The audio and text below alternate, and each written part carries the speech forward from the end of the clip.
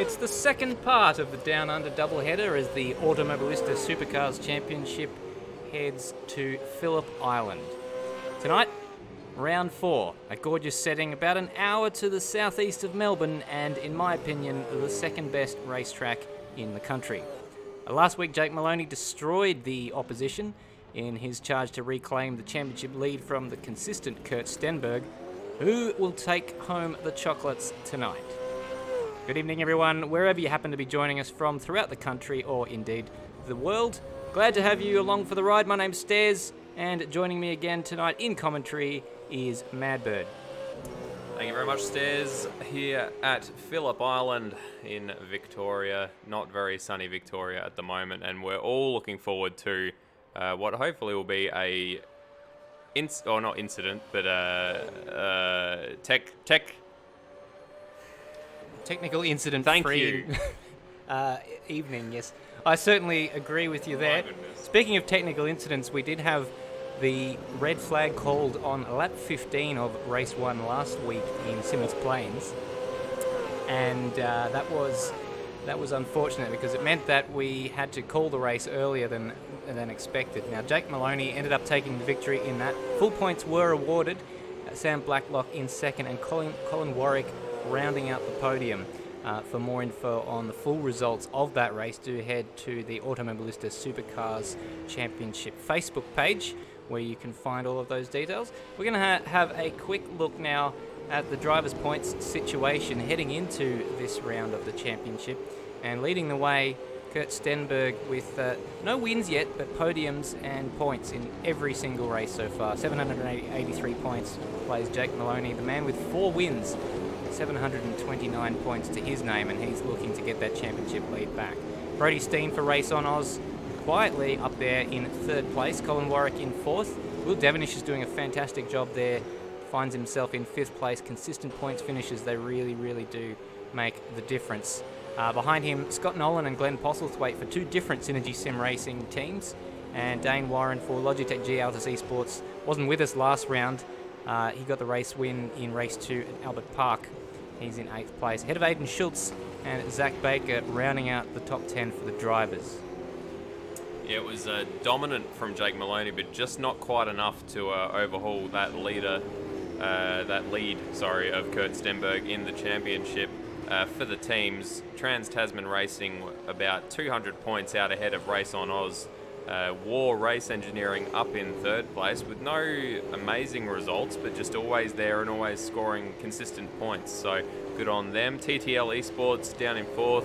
Logitech G Altus Esports in 5th. And then we've got a run of 4 ZBs. We've got CWR, we've got Synergy Sim Racing 1, ZBR Racing, and Synergy Sim Racing 3.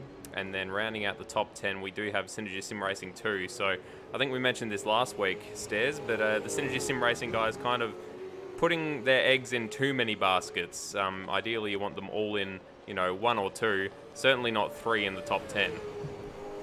Yeah, they made a right hash of that. And speaking of making a hash of things, some of us who were watching the round last week would have noticed some interesting driving from a driver called Dodger, who featured on the broadcast more than a couple of times due to some incidents with other drivers spinning out and all that sort of stuff.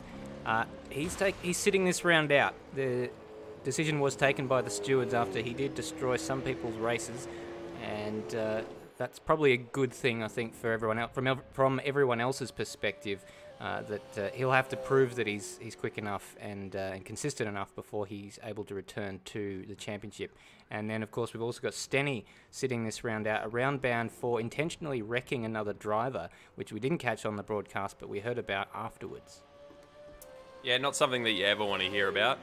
Is almost kind of, sim racing's version of griefing, I suppose. If you're just intentionally taking someone out or causing damage, it's just gonna It could have been, I guess, in response to a perceived grievance that he might have had with another driver, but still, it's not the sort of thing you want to see. Luckily, I guess we didn't actually see it, but we've been told by many reliable witnesses that it did indeed happen. So yeah, definitely a deserved ban, I think, that one for the one round.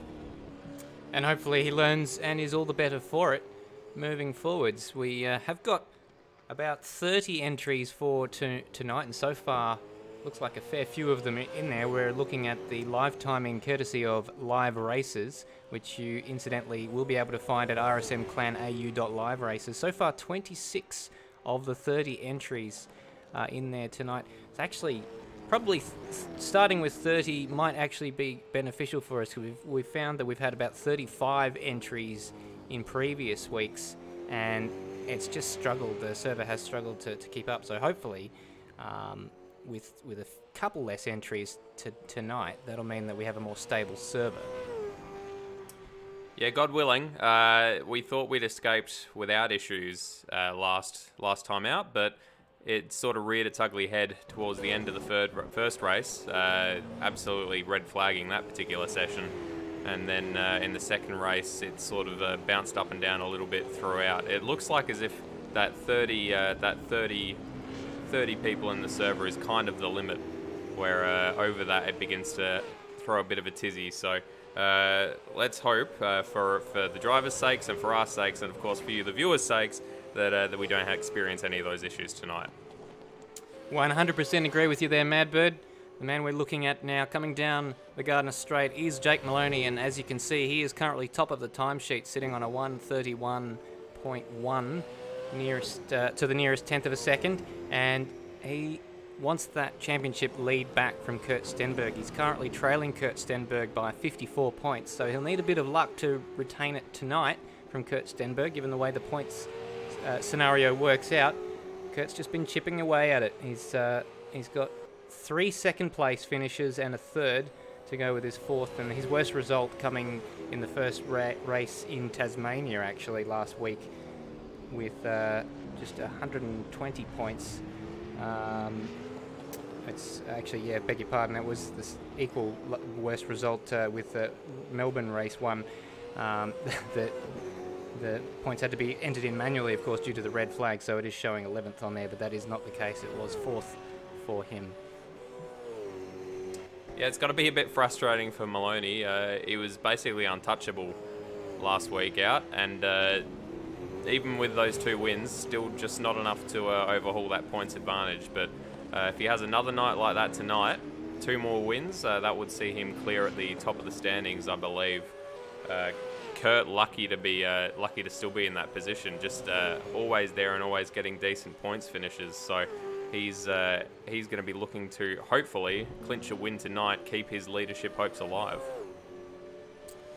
Well, Dane Warren has just gone to the top of the timesheets. We'll have a look at him now. Absent last week, so he's got some time. He's got some points to claw back as well, and he'll be looking to chase down Jake Moloney. He's sitting down there in 9th in the championship at the moment. So that'll all come back to him though if he doesn't sit out any more rounds, because of the drop round that we have, and of course the championship points as they're being displayed at the moment doesn't take that into account. So he's not actually as far back as you might think he is. Yeah, it's an odd record sheet to look at. It's 12th, 4th, 22nd, and 1st. So that's an interesting spread of results to be sure. He's got a bit of a habit of showing blistering, unconceivable alien pace, and then just managing to put it in the wall. Doesn't have that off switch to just sort of go into take it easy mode that most drivers do have. He's pedal to the metal all the time, which of course does lead to accidents. A couple of technical issues for Termo in the live chat. One of the drivers signed up for tonight can't make it into the server as it stands, stuck on the loading screen, so a bit of an issue there. A couple of things he could try. If I was to offer him advice as Dane Warren comes into the pits, just make sure that everything's running perfectly in single player first, just to ascertain whether or not it's a problem connecting to the server or whether it's the track itself not working. Bit strapped for time. He's only got the 4 minutes left in practice. It can be Automobilista is a bit of a fickle goddess sometimes. You need to make sure that your tracks are all perfectly sorted. You can't have 2 copies of the same track. That'll mess her right up, and all sorts of other issues. Sometimes the sky doesn't load.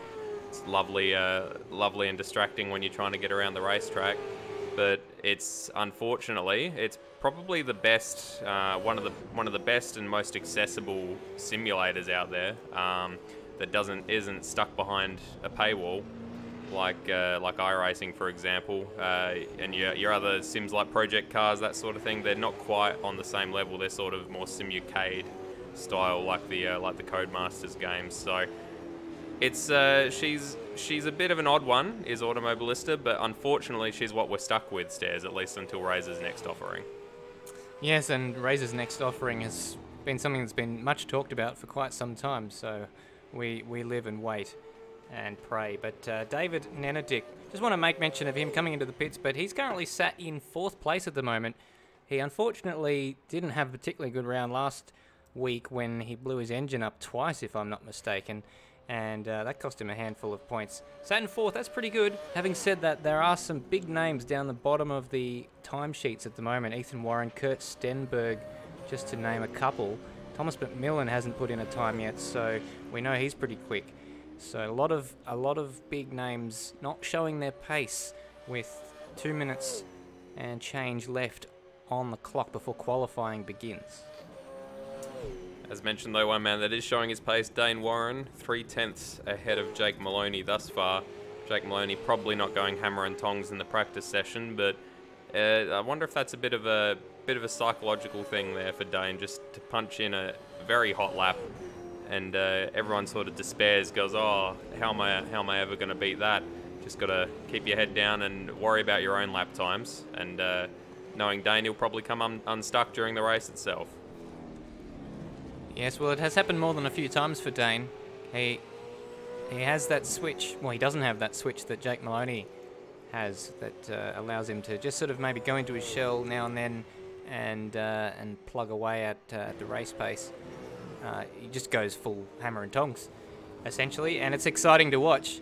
But unfortunately for him, it probably ends up with him retiring more often than not. But it's certainly, those sorts of Senna and Prost style differences are fantastic to watch. I admire both types of driving styles, and just hope Dane Warren's able to finish a couple more races. Yeah, a couple more wins under his belt and he would be a dominant. What is happening? My goodness, not sure if that was a bit of lag or a bit of silliness perhaps. Couple of cars on their roofs, not the way you want to be ending your practice session with 1 minute to go. Luckily, damage doesn't carry over or anything silly like that. No idea what happened there. Stairs just scrolling through the cameras and doesn't appear. So it looks as if there has been some... Oh my goodness. Okay, so we've got Corey Preston going into the pit lane at quite some speed. Mounting the concrete wall by the looks of it and flipping over onto the Gardiner Straight, which gave one of the other cars that happened to be passing one hell of a fright, I imagine, winding up with him spun into the wall. So dramatic scenes for the end of practice here. Yeah, and Thomas McMillan looking like he was having an accident completely in sympathy ahead. I don't think that was caused by Corey Preston, unless he was looking at his mirrors and got distracted and drove into the pit wall. But a little bit of a concern to see that those were, maybe it was Automobilista, but it looked a little bit laggy, those images we were just watching. It did. Automobilista doesn't handle people flipping very well, so let's cross fingers that it was just that. All the pings and stuff are all looking fine, so it might have just been Automobilista going, I don't know what to do with this car. Oh, it's flying all over the place.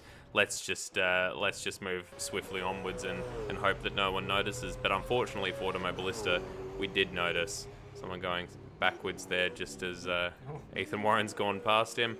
Dane Warren's still at the top. No one has bested that time in the practice session, and no one will best that time at this stage. Session is over, which means we will be going into qualifying any minute now, Stairs. Certainly will. We just saw the end of Ethan Warren putting in a lap to climb up the timesheets a little bit, just up to 10th. And I don't know that he was giving it the full beans on that one. May well have been a lap with a fair bit of fuel on board. We don't know. Unfortunately, we're in the dark about fuel numbers. We do have a bit of tyre information at our disposal, but the fuel is a complete mystery. It's a mystery that we look forward very much to unraveling as the race goes on, and probably being as confused as everyone else watching. Pretty much just a couple of people circulating, probably finishing their laps that the game had registered as having been started before the session ends here. It's a good looking car, must say. Do agree with you there, Madbird. The magenta mirrors don't necessarily suit it, but I'm very, very glad as a commentator that they are there to help us differentiate Ethan Warren from his teammates. Yeah, it's quite a good idea. I was going to go somewhere with that, but I completely forgot what it was. So you'll have to beg my pardon, everybody. We are moving on into qualifying. Your pardon is begged. Thank you. It's not how that works. No, it's not. I remember I had a teacher once, and she said, "Excuse me," and a student replied, "You're excused," and that was quite a lot of drama in the classroom that day. I'll tell you that much right about now. Qualifying session about to kick off. We've got everyone. Oh, there we go. A couple of people rolling out in already. We've got David Nenedick and someone else. Thomas. And I reckon Thomas McMillan. Last week out, he was always the first one out on the, always the first one to get out there and be ready for the qualifying session. It looks as if he is again. Well, the rule that we mentioned, how they would like the drivers just to pull out 45 degrees to the pit lane once they come out of their garage and then stop, that hasn't really been enforced too heavily. It's been nice to see David Nenedick and I think Corey Preston that is behind. Zach Baker and Corey Preston following that, but literally no one else. It looks like Dominic Ferrari is just having to reverse there, which in real life is a bit of a no-no in the pit lane. Not enough lock on his Mustang there to turn around. But it's nice to see everyone else following this rule. It does look good. And that is the reason that rule is in place, is that's what they do in the real Supercars Championship. So an effort to produce realism there. Yeah, it probably looks a little bit more professional than what we've just seen there. Kurt Stenberg waiting his turn to get out into the pit lane, and out he does get. Thomas McMillan, though, you know, threw head to the rules and he hit the ground running. He's out there on his out lap, getting ready to set the first hot lap of the session. Throughout the field, everyone just sort of, no one doing any particular tyre warming or anything like that. They're all just sort of out there lapping the track, so they'll be hoping that the tyres get up to temperature before the end of this lap. Well, that's the way it's going to be, little darling. We'll be riding on our horses. Yeah. Thank you to Isaac Edwards for no contact Daryl Braithwaite there. We certainly like a bit of horses and a little bit of horsepower when it comes our way. Absolutely. I'm not sure what to say to that, to be 100% honest with you, but I appreciate it nevertheless. Thomas McMillan coming up to the last corner here. No, not the last corner. You'll have to bear with me there, viewers. I mistakenly thought Phillip Island was Sydney Motorsport Park, forgetting that it's Eastern Creek that has the dual names. So I'm a little bit not very au fait with the track map.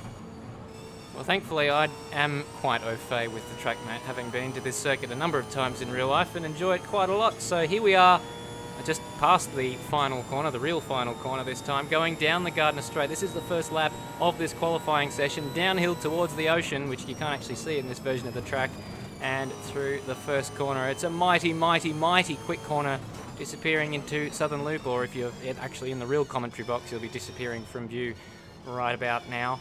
And then a very, very fast left-hander takes forever, basically, to get back onto the throttle. And then the one they call Stoner's Corner, and not for reasons that you would expect, down into the Honda hairpin. Good overtaking opportunity here, and we've seen more than a few accidents at this hairpin. The first right-hander of the racetrack, and then down to Siberia. Very, very cold part of the racetrack, but temperature's not something we have to worry about tonight, at least not in the cold variety. under the Castrol Bridge. The car's trying to get away from him as he goes down towards the hay shed. Very, very quick corners down the back end of the racetrack, and then up over what Madbird calls the last corner. This is Lukey Heights. Up over the hill. No grandstand on the right like you might see in MotoGP, and then down to what used to be called the MG hairpin. Another overtaking opportunity under the Castrol Edge Bridge. Final couple of left-handers here for Thomas McMillan. It's been a pretty clean lap for him so far.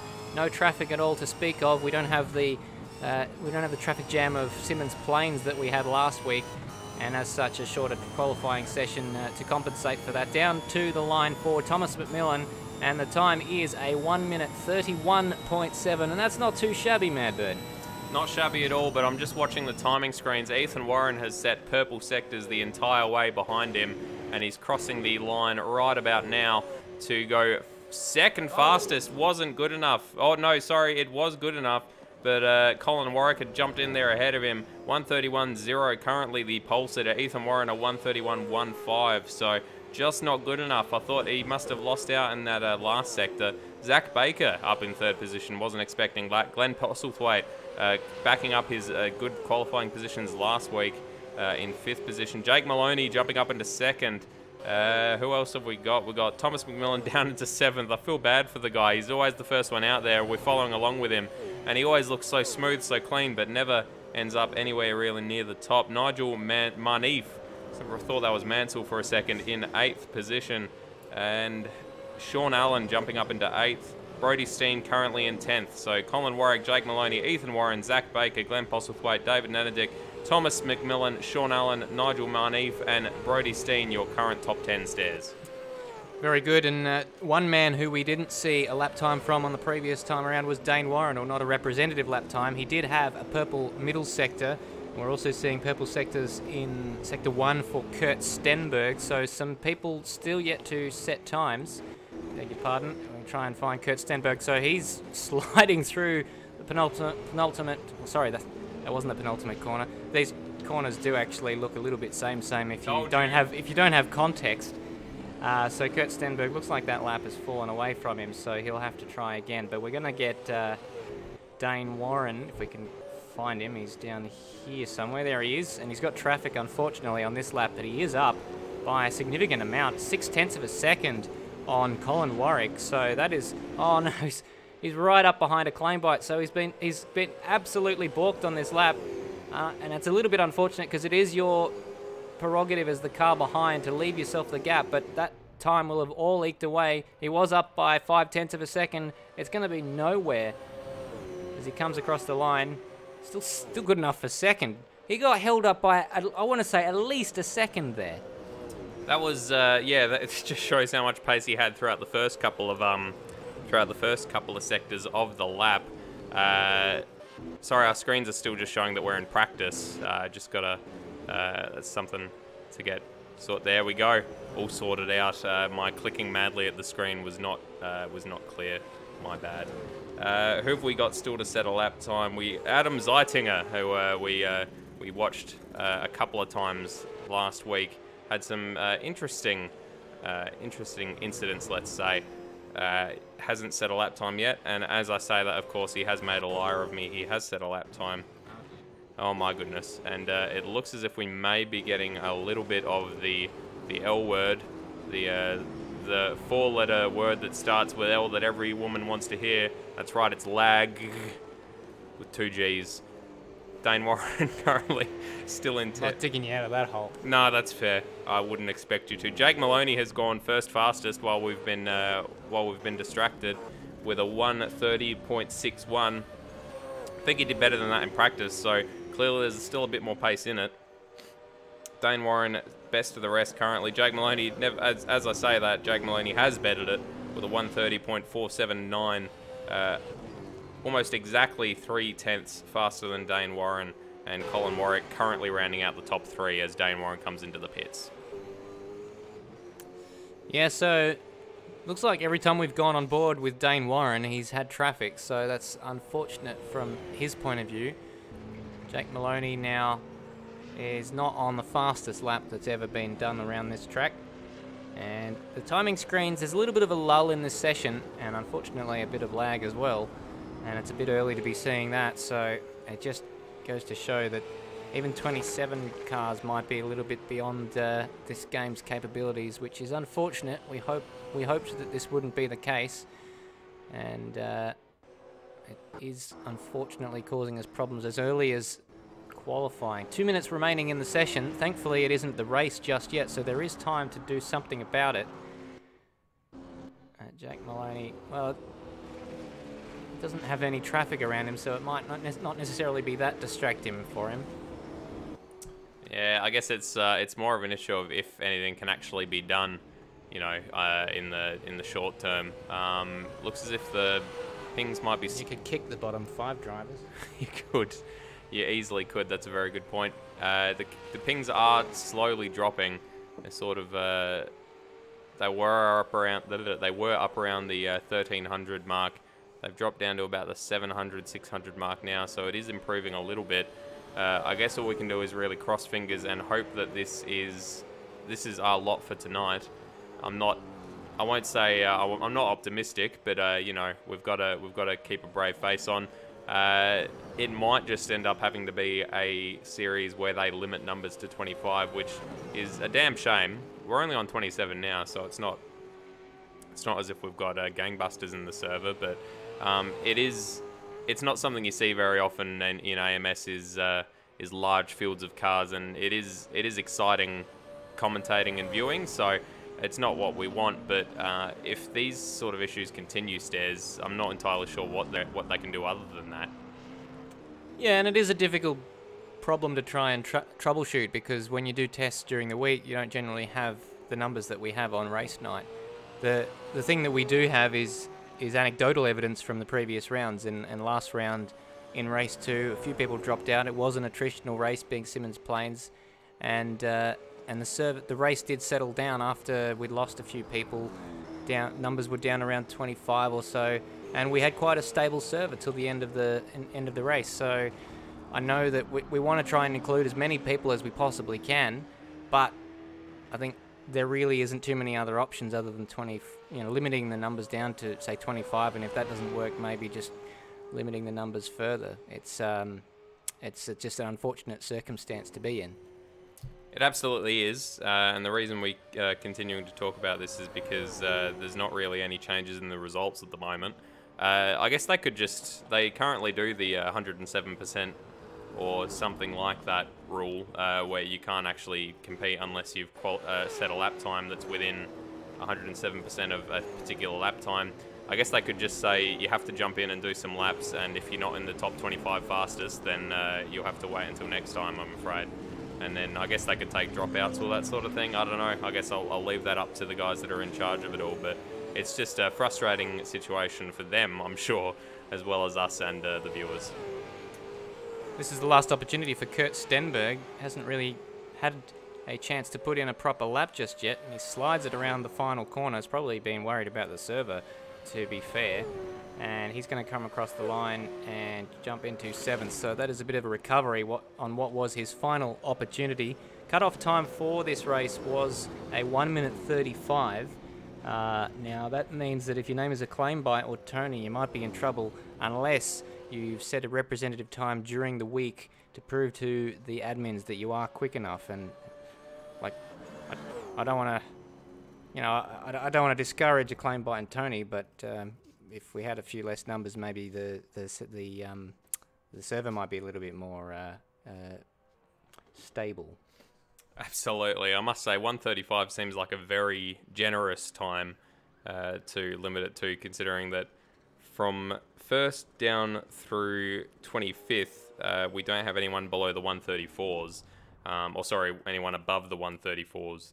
And indeed, Acclaim Bart and Tony being the only ones who are over, as you said. So qualifying has finished. Dane Warren is our pole sitter. We missed that. He must have punched that in right at the very end. Jake Moloney in 2nd. And Zach Baker in 3rd. That's unexpected. He was quite good last week. He had a fantastic battle with Corey Preston. I believe that was Zach. So it'll be interesting to see how he does starting towards the front. He didn't qualify that well, anywhere near that well last week. My co-commentator's mouthing words at me. I'm just watching his lips. But Colin Warwick in 4th place won't be giving him any chance to settle into that position. He'll be wanting that 3rd place for himself. Certainly will. Well, we'll have a bit of a delay now, probably while the server issues are looked at. Again, we do have these delays. Generally speaking, when we have had lag after the race, but it's a bit early. We haven't generally seen it in qualifying. Just getting word through from the server host. We're working on a backup plan for the race, so that is good to hear that there is progress being made in that area. We'll have a little bit of a break. Over to our friend Matt Dunlop for the previous round recap. Don't go anywhere. Welcome to the previous round recap, brought to you by your friends at Apex Rear Wing. In the absence of Dane Warren, Jake Moloney stamped his authority over championship leader Kurt Stenberg and took pole by almost a tenth of a second in race 1 qualifying. And he goes up by 500ths more. In an action-packed first corner, Glenn Postlethwaite came out on top, only to lose the lead back to Jake Moloney heading down the back straight. A few laps later, Kurt Stenberg managed to find his way past, chasing down Jake Moloney, who had built a dominant lead. Some antics on the part of Dodger led to Glenn losing further positions, winding up as low as 7th place, the first of several incidents involving the Jack Daniels driver. Dodger's just lit it up on the exit of the hairpin, and that was very, very unlucky. Glenn had to get out of the throttle. Goodness gracious me. It's ruined about 6 other people's races. Meanwhile, at the front, Thomas McMillan managed to find his way up into 2nd place and was almost there for a full lap until an incident with Dodger saw him demoted to 12th. Oh, it's Dodger! He's hit Dodger! Kurt Stenberg lost out to Sam Blacklock and Colin Warwick, dropping to 4th. Blacklock managed to pass around the outside of turn 5 to take 2nd place as the lag monster once again reared its ugly head and caused the race to be called early on lap 16, with Jake Moloney taking the win. Jake Moloney proved he wasn't just a one-hit wonder by starting race 2 from pole position, but again giving it up in the first corner. It would be another 4 laps until he had another opportunity to retake the lead. Eventually, the race settled down somewhat, without most of the drama that we saw in race 1. Thomas McMillan again was unlucky with a lapped runner, colliding with a claim bite. A claim bite didn't exactly get out of the way, but Thomas McMillan didn't really judge a claim bite's speed very well there. As Jake and Kurt stretched their advantage, all eyes were on Corey Preston and Zach Baker, who had a fierce battle for the last podium spot over the final 5 laps. There's Zach Baker still with his nose up inside. They go side by side through the penultimate corner, through the final corner, and Preston's got the job done. Jake Moloney was in a class of his own, never looking threatened as he took the 2nd race win, his 4th of the season. Kurt finished 2nd to maintain his championship lead, ahead of a nail-biting finish which saw Preston take the final step on the podium. He has managed to stave off the attack from Zach Baker, and it's going to be a drag race to the line. He holds him out by 1/10 of a second. Hello everybody, and thank you for joining us wherever you're watching around the country or indeed the world. We're here in Kota, Monaco, Sydney, Imola, Shanghai, Albert Park, Austria, Suzuka. Down the inside of Public, and there's contact! Spun out already! They've had to double stack. Tyres that you could dig them up and look at them on the fossil records. So, it's Usain Bolts of hairpins. He's missing a rear tyre.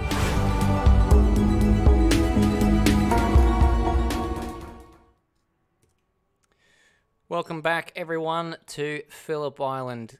A couple of issues during qualifying with the server, and backup solution being found while and we will wait for that patiently because we want to get a good race on, Madbird.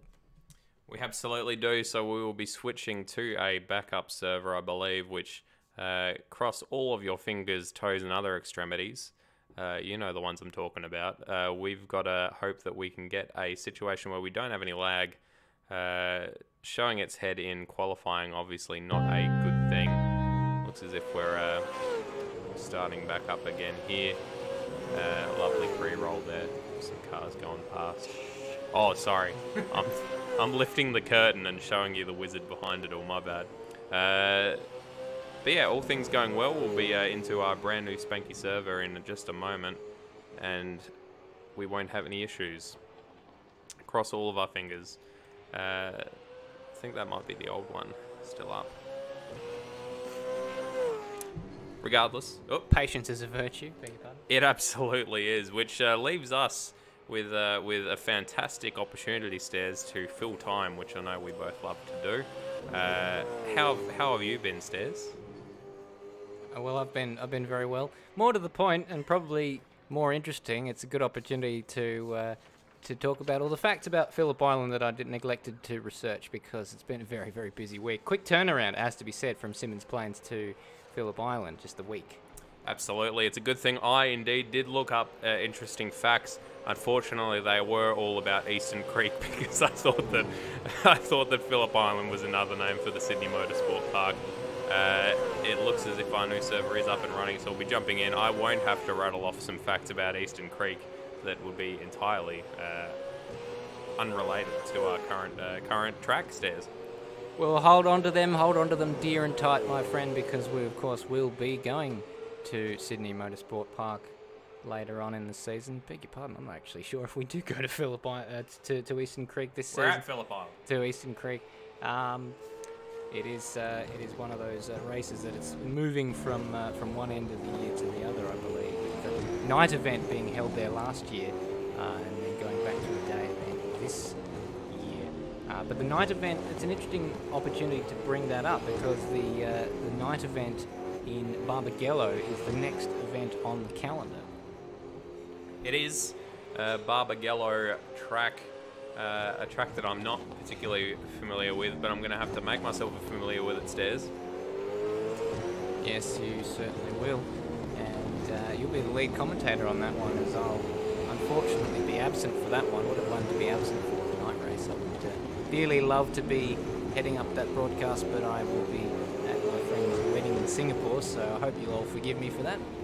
And I hope you'll all forgive me for being the lead commentator on that one. I'll be joined by none other than Benjamin Rhodes, possibly, or otherwise we'll see who else we can drag up, because we're having issues with some people's availability, including Stairs, being one of those people that goes elsewhere for weddings. I think though we will be able to both commit to the rest of the season after that. All things being equal, so just that one to disrupt us in that regard, and then hopefully by then, when I make my return in round 6, we'll have sorted out these server issues. Yeah, God willing, and the rest of the season will probably be a bright, shining beacon of competence following my bumbling attempts to host the next round. Stairs has done his level best to show it all to me, how it all works at the Perth Super Sprint at Barbagallo. Very excited. You'll probably all have to bear with me a little bit as I fumble my way through. Luckily, I do this quite a bit. I'd like to think. I don't usually run the broadcasts. That's Stairs' whole thing. But how hard can it really be? Theory made. Do you want to press the buttons for the second half of the broadcast? Might be good to get you a bit of practice up there.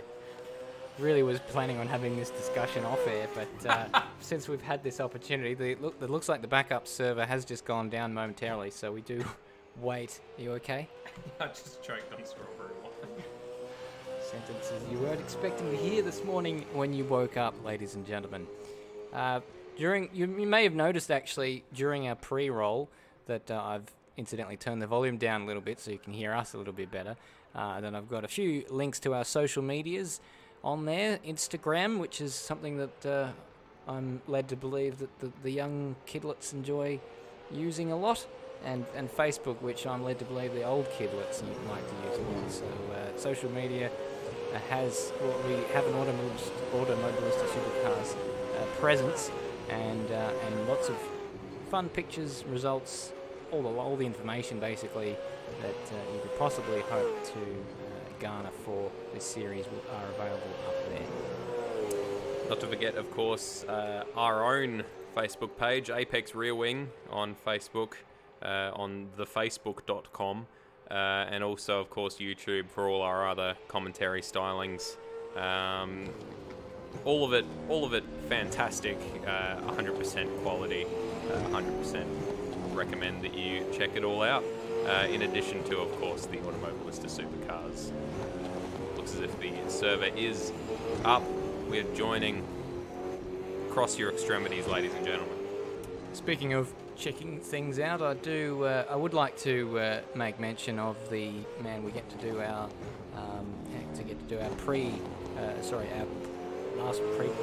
pre-race recaps, previous race recaps, if I can finally spit out the words that I've been use. Matt Dunlop, incidentally, quite a talented graphic designer, and he's done a lovely piece of wall art of all of the most famous racetracks in the world, drawn to scale, and that's available on Redbubble. If you want to check that out, look up Matt Dunlop and let him know support, because I mean, if it wasn't for my horrendous lack of money and going to Singapore for friends' weddings and my car's class breaking the week after the service, then I would certainly have already bought it. Yeah, certainly giving me support and give that a look. It's something that would make any sim racer's man cave, dungeon, lounge room, wherever you like to enjoy motorsport, it certainly would be the perfect ornament to set off any such room. Fantastically shilled, excellently done. He's also a pretty top bloke and quite a good commentator himself, actually. As you can probably tell from those race recaps, he's got a good voice and presence about him. He does help Stairs out with some of our commentaries over on Apex Rear Wing. It looks as if we are in the server and everything is looking green. Believe we're just in a warm-up session while they're probably going to have to sort out all of the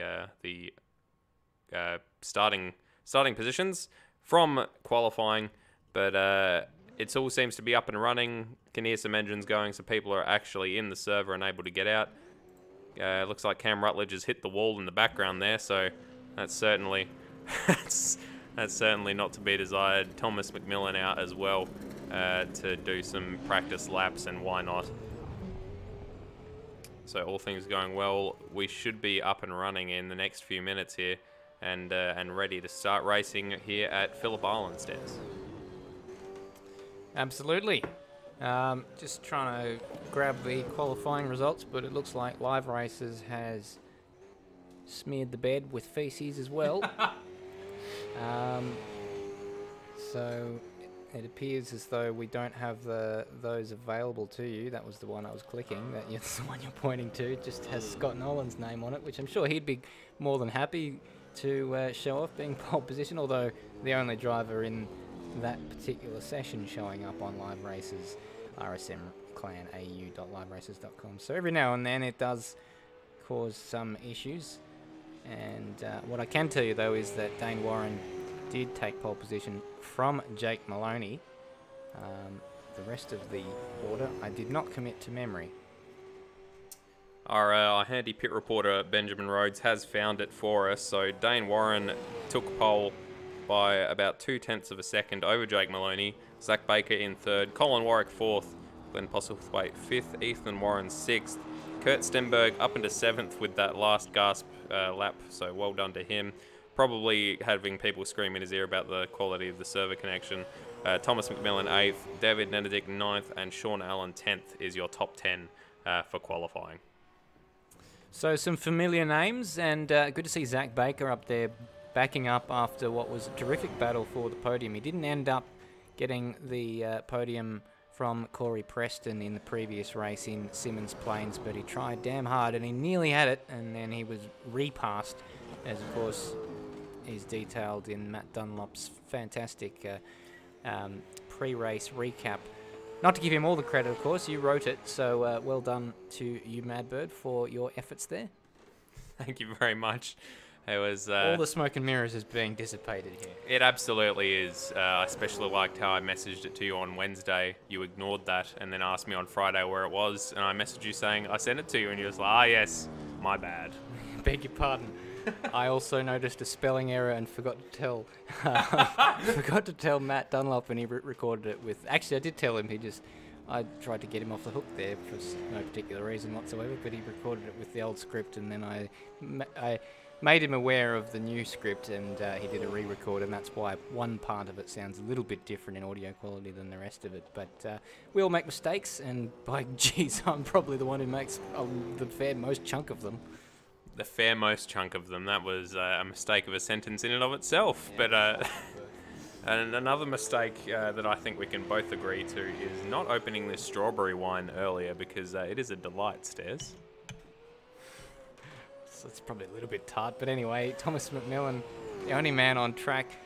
Incidentally, this strawberry wine, if you do fancy, oh my God, some of Schmidt's strawberry wine, look them up. They're in Allen's Flat in North Eastern Victoria. And if you're in that part of the world, gorgeous part of the world, do drop in and say hello to my cousins there, Michael and Martin Schmidt. And ask for some of that incredibly tart strawberry wine. Probably doesn't come out of the bottle like this usually. They make a strawberry liqueur, actually, which if you're into cocktails, where I was about to say that I could imagine making some very dangerous things with that particular thing. Suicide Bunny. With the comment, crab rave for the win. Absolutely, Suicide Bunny. I absolutely know what you're speaking about there. Glenn Postlethwaite. I was going to say out doing a practice lap, but he's just come to a complete stop. Practice start. Yeah, maybe doing a practice start, but no. Straight back to the pits. So we've got a few people out there. I thought that was Mitchell halfway for a second. I thought, why be halfway when you could be the full way, Stairs? I'll tell you what's not halfway done is his livery. That looks absolutely splendid, and I don't remember seeing much of that in previous weeks, so it's good to see the Hathaway ZB Commodore there, as we've got a Stephen Birchall, I believe that is, in the Mustang, just having a bit of an issue up there at Siberia. Beg your pardon, it might not be Stephen Birchall, I'm not sure. It's one of the Mustangs anyway, with the green on it. I think it is Stephen Birchall. I think you've done yourself a disservice by doubting yourself. I think we've just gone on to the next session, or we've just restarted the session, or possibly gone on to a new session. So something has happened with the session. I can't tell you exactly what. We're waiting for everyone else to rock back up in the server. Wonderful stuff. Very good. For some reason, I take a little bit of issue with this, but for the uninitiated, our live chat has a sensor on it. Basically, anything that's deemed to be not a something that's potty mouth, if I can get my worms out, is automatically held for review, and my surname apparently has been held for review, so I'm going to allow that. Facebook link there. For anyone who is interested in Schmidt's Strawberry Winery, but always fun when your surname gets flagged for review, as we're having a couple of technical issues in the commentary box with one of our monitors currently being off, despite it should be on. So we'll try and blow past that. Madbird furiously trying to fix that. We've still, by the looks of it, got a bit of time until the race starts, so looks like the monitor's back on. Computer's restarted for some bizarre reason. I'm sure you can hear this furiously going on in the background because my housemate, whose computer we're using, has a mechanical keyboard, which makes more noise than the heat death of the universe, of course, as we all know. But the benefits of such keyboards are many and varied. I'm not aware of any of them, though, because I am not interested in such things.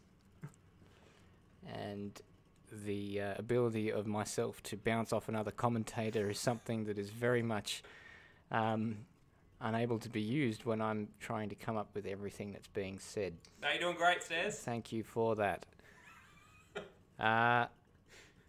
Very good. 9.5 minutes left on this session, so it looks like we're still in a warm-up session. Just checking that everything is ready to go. And there's probably just the small matter of setting the grid as well. Since we've had the qualifying session, we can look towards live races to get the results for those, and then the grid, of course, then has to be manually set, which is a bit of an annoyance. No pit penalties to worry about, of course, this week, as we've taken basically all of those out of the equation last week, apart from that of Emery, who's been absent since round 1. So she got herself a race win in race 1 in Adelaide, and then promptly buggered off. I do understand she went back to, she's actually in the process of moving back to Australia from Japan, and hasn't got everything up and running yet.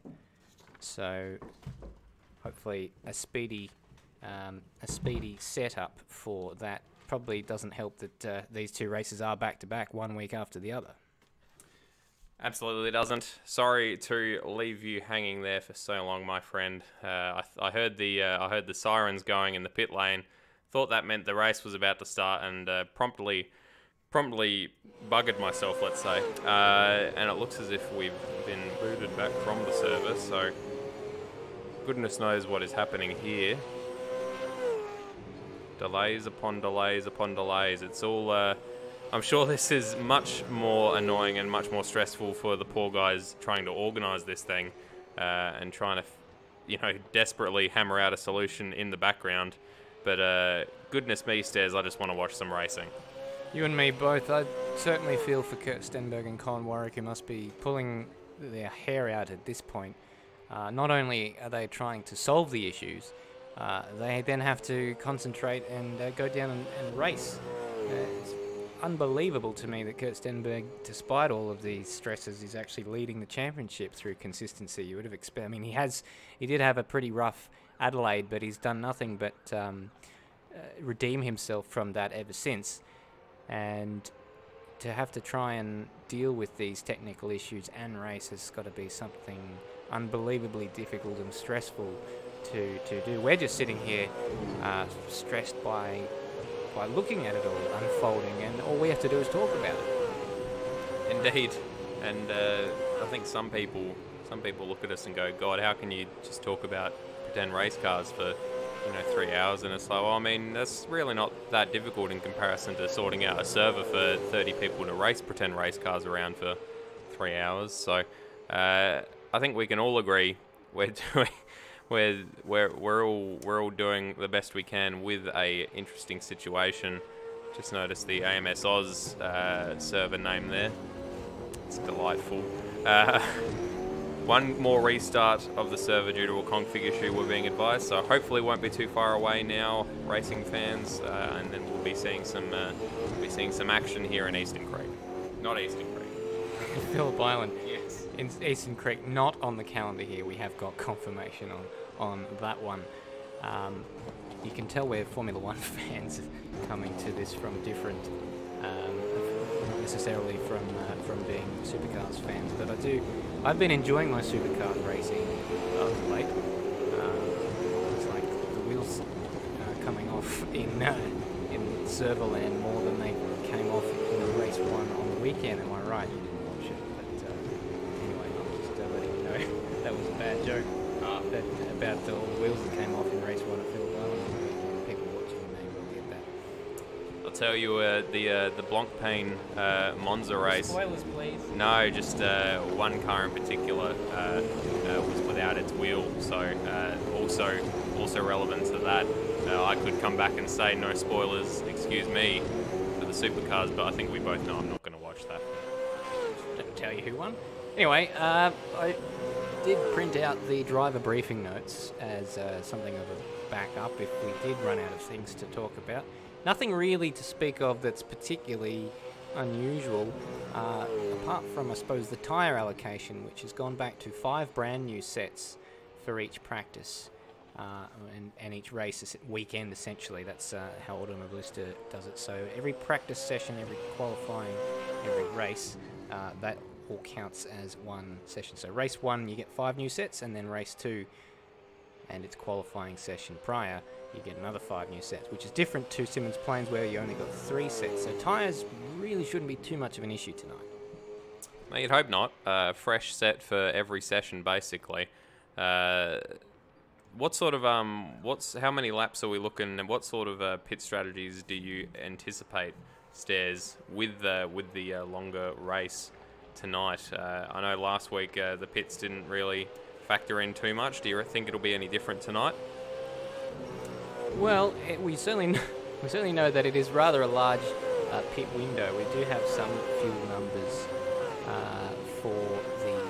for the Phillip Island circuit, and it's actually a wider pit window than what we had in Symmons Plains. That said, so race 1 is just going to be the sprint, so no pit stop, of course, in race 1, just 13 laps. For race 2, 23 lap race, and we're expecting a stint length of somewhere between 18 and 20 laps. So if there was a safety car, it's not inconceivable that you could maybe stretch those extra 3 laps on the fuel. And actually, having said that, there is a warm-up lap, so it would be 4 laps you'd have to stretch on the fuel. But potentially, you might be able to get away without a pit stop. But that's probably the least likely scenario. The most likely scenario is more so that you'll have people pitting pretty much from lap 3 or 4 onwards, right up until, say, lap 19. So that's a very, very wide pit window then. Might be some people wanting to jump in and get it over and done with, so they can set about just racing for the rest of it. Some people waiting until the very end, so they've got very fresh tyres. Obviously, this is all yet to come with the second race, but we are struggling a little bit here for things to talk about. Luckily, we are getting some facts through about Phillip Island. It used to be a road circuit about 100 years ago, Stairs, and Honda, the corner after the Southern Loop and after Stoner Bend, used to go a lot deeper in and was called Repco. Yeah, Repco gets pretty deep. Thanks for that last bit to lead me on to my next comment about, as it stands, actually, there is a deeper access road beyond Honda that people can take. And incidentally, MotoGP having added a new rule this year, in addition to having drive-through penalties, a shorter, less severe penalty of a long lap can be taken. And it's my understanding that the long loop part of the lap would be in MotoGP down at Honda hairpin, so they'd be taking what would be essentially the old Repco corner. So that's an interesting little fact. And apparently they also used to run a hill climb in the reverse direction using MG to Lukey Heights as the main climb section. So that's interesting. Looks like we're rolling through into another server.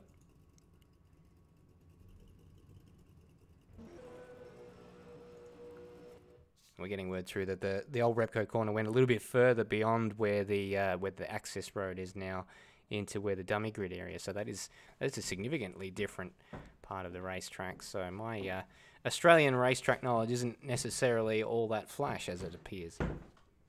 Absolutely not, but probably much better than mine. Pretty much only knew about Bathurst until the last couple of years when we've raced tracks other than that in our own series. Other than that, what else has Australia done for us, honestly? Very good. I wouldn't have said things that quite so harsh, but there it is. I did say Phillip Island at the beginning of the broadcast is my second favourite racetrack in Australia. I feel like it kind of goes without saying that the Bathurst or Mount Panorama circuit would be my favourite, and most people's favourite, unless your name is Bagsy, whose favourite is, of course, the no longer used Canberra Street circuit. The very short-lived Canberra Street circuit. Sorry, you caught. Oh, that was beautiful. That was beautiful. Scott Nolan and Glenn Postlethwaite in identical cars emerging from their pits at the exact same time. Absolutely stunning. While you were gaming, Windows Security had something to say, but we don't care about that. Steve Birchall and Jake Moloney, a few people all jumping out onto the racetrack to get some last-minute practice in as hopefully we are about all ready to go here. And just waiting for a couple of things to shake themselves out before we can get racing here at Phillip Island. For what it's worth, the original Adelaide Street Circuit up there as one of my favourites. I, of course, knew that that one existed as well as Bathurst, being from Adelaide You'd myself. hope so. Yeah, you would hope so. Incidentally, in case you wanted to shower yourself in misery, that circuit no longer really able to be used in its original configuration due to the O-Bahn, which I think we're all very pleased exists, instead of the original Adelaide Grand Prix circuit. I'm getting a hint of bitterness about the O-Bahn, which I know Bagsy is also a fan of, so, you know, some people just can't help but be wrong, can they? So, watching Scott Nolan here, hopped in and had a little bit of a chat with us, was saying he's surprised about how his position in the championship standings, but I guess he is just continuing to pop in those results. He is 4th currently in the championship, despite not finishing on the podium with a 10th and 11th, 8th, a 6th, a 19th, and a 5th. So a wide spread of points there, but just goes to show that you don't have to be winning races to be up there in contention for this series. There are plenty of people who are up there. Brody Steen also with a 4th. Sorry, those he didn't actually participate, I don't think. A 5th, a 6th, a 6th, a 5th, a 13th, and an 11th. Currently in 3rd place in the championship. So just being there and getting points, that's the important thing, Stairs. Most certainly is, and those results are coming from the can't actually, the link is a bit difficult to read. It's 103.52. If you want to actually see that, they're on Facebook, and the link is on there, and you can get all of the championship results and all of the race results going back to the start of the season, and included in that is the results from the pre-season test which took place at Phillip Island. I beg your pardon, I mean Eastern Creek. That's where we did actually race at Sydney Motorsport Park for a non-points round prior to the beginning of the season. Of course, how silly of me. Oh, okay. Was worried there for a second. There was formation flying from the two track star cars, but we have gone into the qualifying session now, which will be swiftly pushing on through, I imagine, having done qualifying already. Just waiting on that to get pushed through to warm up, and then just the little matter of getting the starting slots all sorted out. Someone keen there to get a bit of practice in. Michael Ford, a few people, everyone jumping out. Not sure if they realise that this isn't another qualifying session. They are all lining up. We are qualifying again. Goodness me, do apologise. I got my wires crossed there. So the server will not accept changing around the previous results. So we are going to have to qualify again. So that is why you're seeing everyone lining up outside in the pit lane. No one doing the 45-degree angle park coming out of their pit box this time around. I think everyone's a little bit antsy. Everyone just wants to get racing, and to be honest, I can sympathise. So, well, this is a bit of a shame for the people that did well the first session. I do hope that they manage to get back up there again. Dane Warren with his pole position ripped away from him. Obviously, not the fault of the organisers or of anyone really. It's just, unfortunately, the nature of the electronic beast that is the server. So hopefully he'll be able to back that up with another pole position performance. There's a bit of text coming through from Corey Preston, who's currently 2nd on the racetrack at the moment. Apparently crashed into whoever it was who was in front of him. I believe that's Stephen Birchall in the Mustang. Says, sorry, synchronizing game, whoever I just whacked. So, problems here. And how long have we filled for? It feels like we're probably about 30 or 40 minutes behind time, now having to do qualifying again. What an unfortunate way for this round to go. It's always was going to be the case when we had these issues last week and basically no time to solve them. don't really have any, well, we don't have any live races because live races is attached to the original server and we're on a backup server at the moment. So we're flying a little bit blind in terms of not really being able to give you guys sector times. We'll see the times when you see them come through. Absolutely. So we're flying by the seat of our collective pants, and by collective I mean both of ours. Yeah, I mean, well, I mean, I think there's an implication with collective that it would mean more than just two people, implying that there was a professional team surrounding us, helping us produce these, when indeed it is just Stairs and I. Stop ruining the smoke and mirrors. And to be honest, it's mostly Stairs. He does an incredible job. But moving swiftly on, we've move swiftly on from that. we've got everyone out there starting to set lap time. So I guess we're just going to have to wait and see who crosses the line and when. Not going to really have any idea who's first on track until we get to the line. And yeah, it does feel like as if we have filled for longer than my natural born life thus far. So I'm hoping that that this is the end of the issues and that we can get racing. If any of the server people are listening in and are able to whack that live races stuff into the backup server, I think that's how it works. Then that would really help us out. Obviously not a priority for you guys, but would just help me out a little bit. Live races should be working, we're told, but you know, technology, am I right? But it isn't. Yeah, absolutely. You know, we should all just go back to the Stone Age, if I'm honest. Who needs technology anyway? You Luddite. Anywho, Corey Preston was one of the first men onto the racetrack, so we're going to start seeing some times come through. Steve Birchall with a 132. Adam Zeitinger puts in a 132. Look at Nenadick, 31.7. That's a good time. Corey Preston just a tenth and a half behind him. And Jake Moloney goes top again. Glenn Postlethwaite jumps in behind him. Thomas McMillan only a tenth off pole position. Time's coming in thick and fast right now. And we look to see where Dane Warren is, because he hasn't set a time yet from what I can see. And he's still sat up in the pit lane. That's interesting.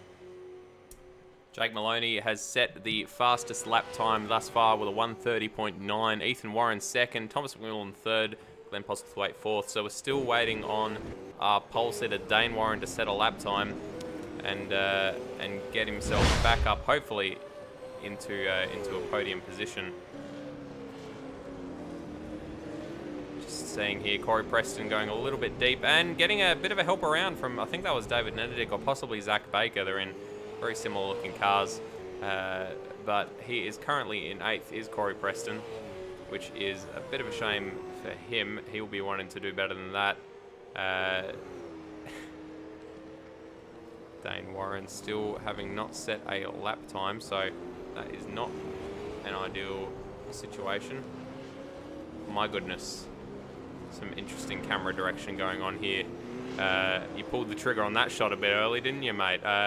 Corey Preston currently still in 8th. Jake Moloney first. Ethan Warren second. Oh! And Michael Ford has been disqualified. Not sure what that was for. If he possibly was going backwards or something on the track, maybe span out. Have to maybe see if we can get a replay of that one. That is a shame for him, though. Not sure if he'll be allowed to join back in or what. No, so unfortunate for him. David Nenadick up there in 7th place. Jake Moloney still holding down pole position, but David Nenadick's on a quick lap. He's up through the first sector. Yeah, absolutely fantastic lapping there from Nenadick, who does have pace. We know he was up in the top handful for the first race. Oh, sorry, for the first qualifying session we had.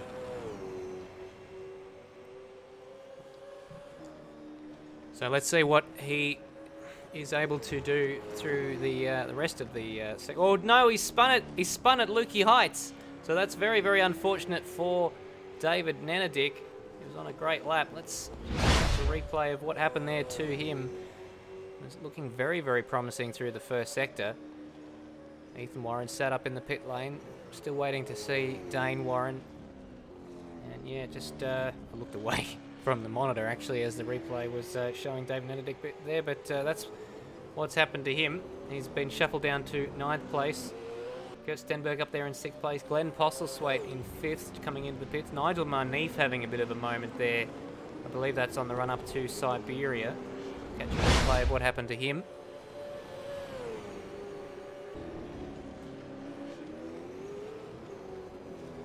Very, very, very deep there at Honda. And yeah, got a bit of probably marbles or something on his tyres, and round she went as soon as there was a bit too much steering angle and a little bit too much throttle. Thomas McMillan doing a good job there, up in 2nd place. Yeah, absolutely. Or 3rd place even. Dane Warren yet to set a time, so hopefully he gets out there. He is out there now. Just started his hot lap by the looks of it, about 10 seconds into it. So he was one of the supreme runners in the first qualifying session with that pole position, a good 2/10 free at the top. So cross fingers that he's able to replicate that. That would be a damn shame if he's if he doesn't manage to string together a lap and is relegated further back down the order stairs. Well, he's well on his way so far, 4/10 up through the first sector. That is mighty. And his brother, Ethan Warren, is very, very, very close to Jake Moloney. There's, what was that, only about 300ths of a second last time. We don't have live races, so if we're down there looking at 5th to 24th, we can't see it. But from memory, it was less than 1/10 of a second. Well, it's bloody close at the top currently.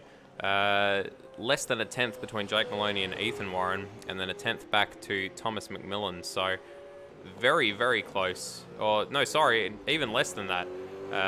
Thomas McMillan is actually only about 400ths behind Ethan Warren. That 10th is to the leader, so very close there for the top 3. Just waiting for the leaderboard to cycle around again so I can actually see what's happening. Jake Moloney has set a even hotter lap. No, sorry, that's a middle sector. Goodness me. Dane Warren goes well and truly fastest, 1:30.2. I think that's about actually what he set during the first qualifying session. That was about 7/10 clear of Jake Moloney. So any doubts on Dane Warren's ability to back up his previous qualifying have been very quickly assuaged, Stairs. Good usage of words, which is something that I can't say for my own efforts there. But Dane Warren, he's going quicker again, another 1/10 of a second through the first sector there, as we're seeing a few more cars come past the pit straight there, and so far none of them have been able to trouble the top 3. So the 2 Warren brothers in 1st and 3rd, and Jake Moloney up on his PB, but closes in to within closes in a little bit through the 2nd sector. Let's see if we can find him on board, because he's very, very close on this lap. Yeah, he's sandwiched between the 2 Warrens, as you said, going for a fastest lap, obviously. That feels like an unnecessary piece of information. He's going through Lukey Heights, if I'm not mistaken, named after the owner, who of course did become deceased. Shows a weird way to word that. What? He's not up on Dane Warren's time in the 2nd sector, but he does have this.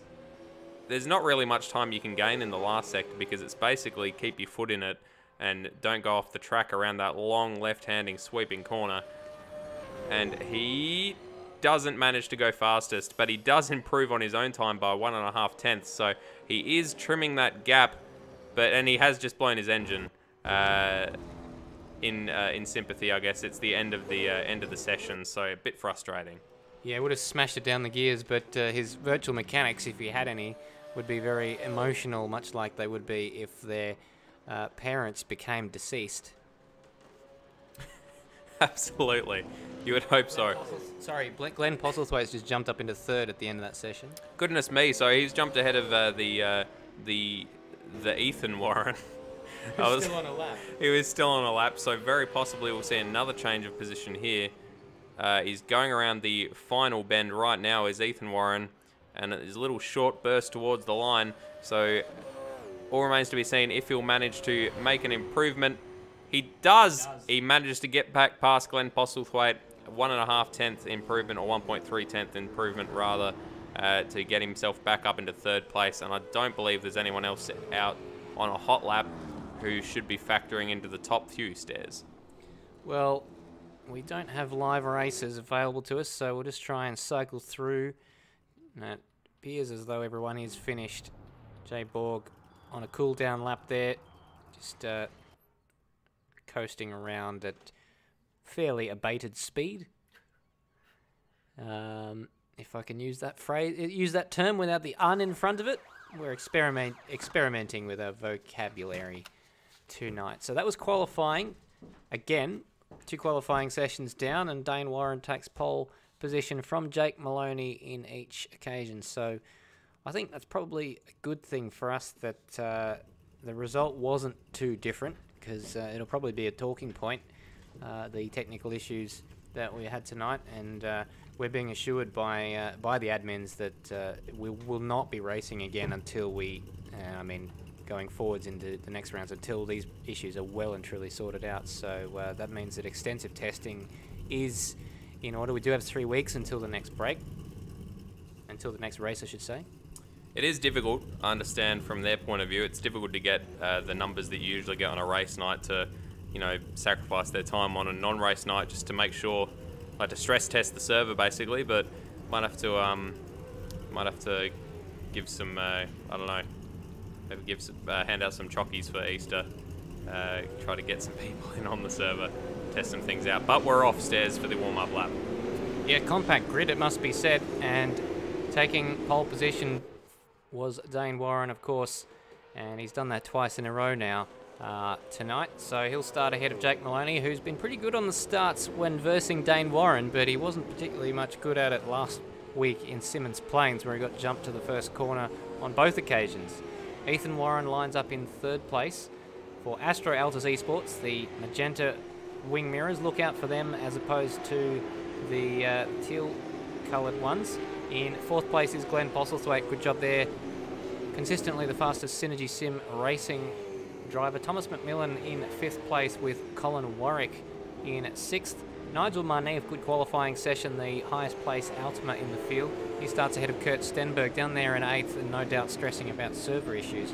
So good job to get a top 10 qualifying, although not good if he wants to defend his championship lead to Jake Moloney. Sean Allen in 10th place, Corey Preston in 11th for JMSR, David Nenedick in 12th place for Zach Baker Racing, Dan Ackland in 13th, the Synergy Sim Racing Mustang, Adam Zeitinga in the 2nd Astro Altus Esports car, starts out of 14th place from Jay Borg in the Stealth Penrite number 094 car, Stephen Birchall in 16th place, Ozrob in 17th, Scott Nolan down there in 18th, turned his first laps of practice in the official practice sessions, so he's got a mountain to climb tonight. Mitchell Hathaway in 19th place, Aidan Schultz in 20th place for team number 11, Will Devonish, 2nd of the Wall Race Engineering cars, in 21st place, Cam Rutledge behind him in the 015 car for CRE Electrical. RSM Latino hasn't made it to the grid, so he'll be starting from the pit lane as we start to see the cars forming up behind him coming around the final corner. Acclaim Bite in 24th place, just making the cut apparently. Tony behind him, and Michael Ford heading following them around. And I have to say the absence of Zach Baker was quite noticeable for me there. Qualifying in 3rd originally, but not even here now. Yeah, that's a damn shame. I do hope that he didn't have any technical issues that precluded him from taking part in the actual race. I was looking forward to his push in the race itself.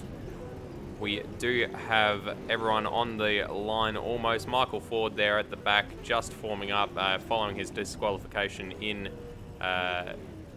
qualifying. Zach Baker said, "It'd be nice if I could join." Apparently he left the server. That's unfortunate. He got booted according to him, but the lights are on. We're about to get racing, and off we go. It was a very, very good launch there for Dane Warren. Ethan Warren got a bit of a tardy launch, and behind him Thomas McMillan almost got into the back of him. It's a bit of a 4-wide action going down behind. Thomas McMillan, what a start. But from behind Ethan Warren, he's now challenging Jake Moloney for second place. It's all kicking off back there, but a great start for Dane Warren. Absolutely, holding on to that first position. A little bit of a touch there by the looks of it. RSM Latino in the pits still just waiting to get going, but Dane Warren with clear space behind him. Thomas McMillan taking second place from Jake Moloney around the inside. I don't you mind. That was a weird sentence. Jake Moloney up the inside though, and it looks as if Ethan Warren is getting involved as well. Thomas McMillan with a bit of switching, the back stepping out from a bit of touch, but managed to hold on to it, and he's still on the back of Jake Moloney. Further down the field, we have parity, basically. Glenn Postlethwaite, Colin Warwick, and Kurt Stenberg all in their starting positions. Kurt Stenberg, actually, making a position off the start, up into 7th. That would be Sean Allen, possibly the beneficiary of that. Or no, sorry, Nigel Marneef having dropped 3 positions on the start. So it's a damn shame for him. Oh my God, it looks like David Nanadick is around. Oh, Steve Birchall's crashed into him down there at the MG corner. It's all kicking off in the back, and that is very, very unfortunate. So we were just on board there. Oh, Aiden Schultz spearing off at the penultimate corner. What on earth? Was he helped, or was that just a moment? My goodness. So that's all sort of kicked off all at once. It looks as if Aiden Schultz recovering to the track. We're going to see here what happened. Looks as if there was a bit of bumping and barging going on.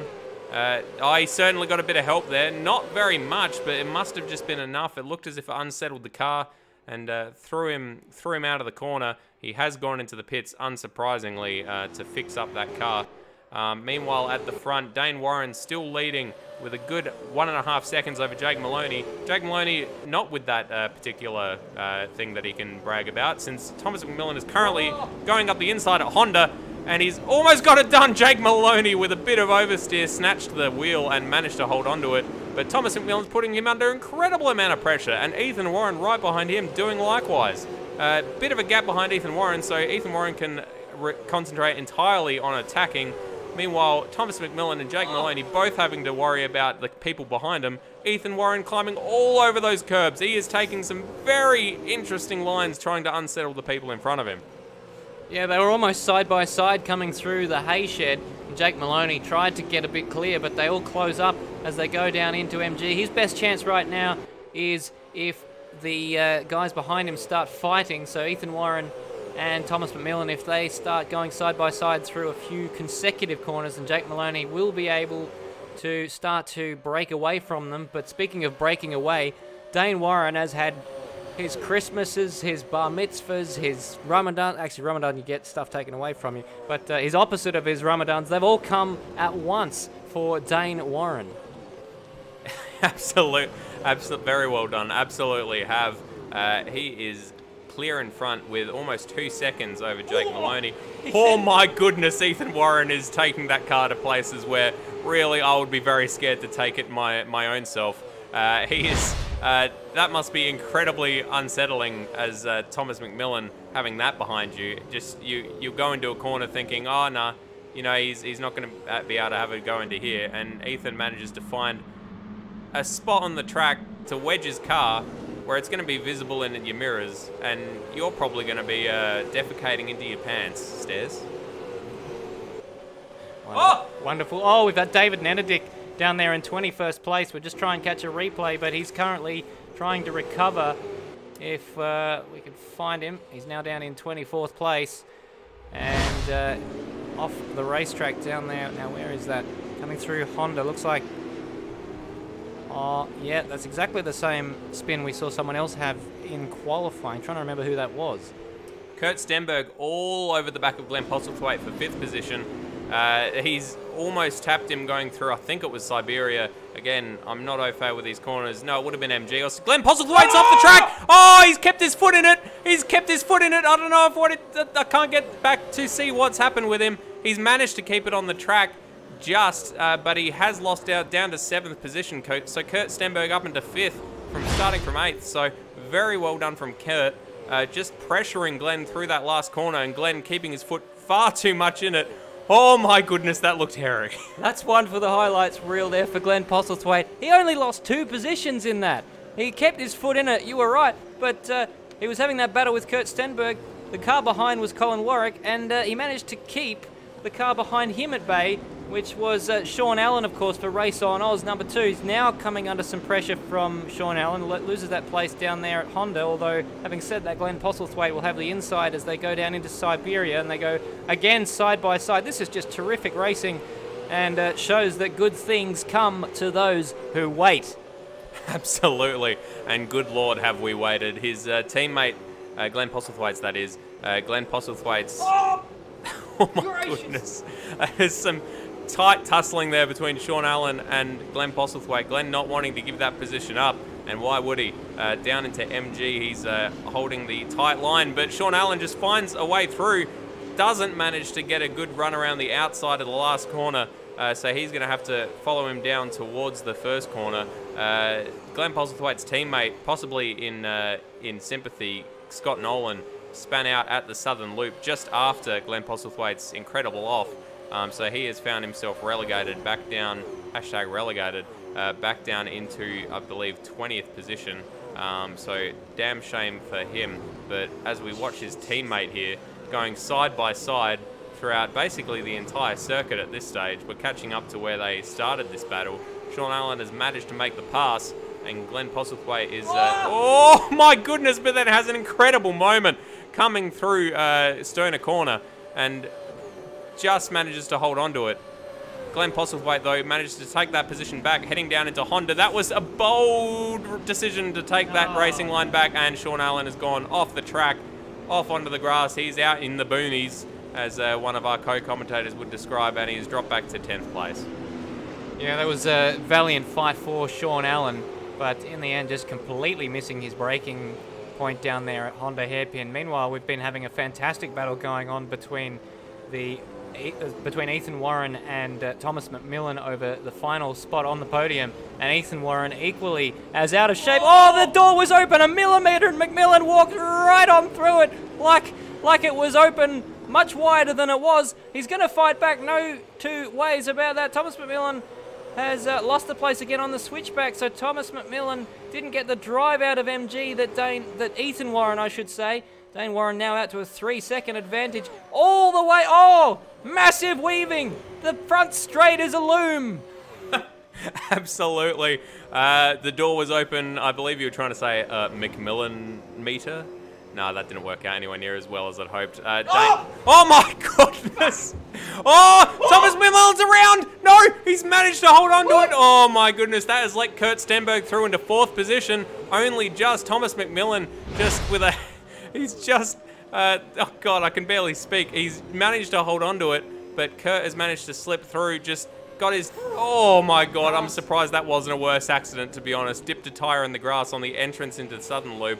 But managed to slow the car down without spearing off and into a wall, which for all of us is quite a good thing, since it means that we'll get to see Thomas McMillan take this fight to Kurt Stenberg now. Unfortunately, thus far, he's just gone backwards through the order. I say that. He's currently in the position he started in. That's just how incredible a start he had to get himself up into 3rd place. That's probably the best save that I've seen since I managed to save my Premiere Pro project file when I got the Rainbow Wheel of Death earlier today.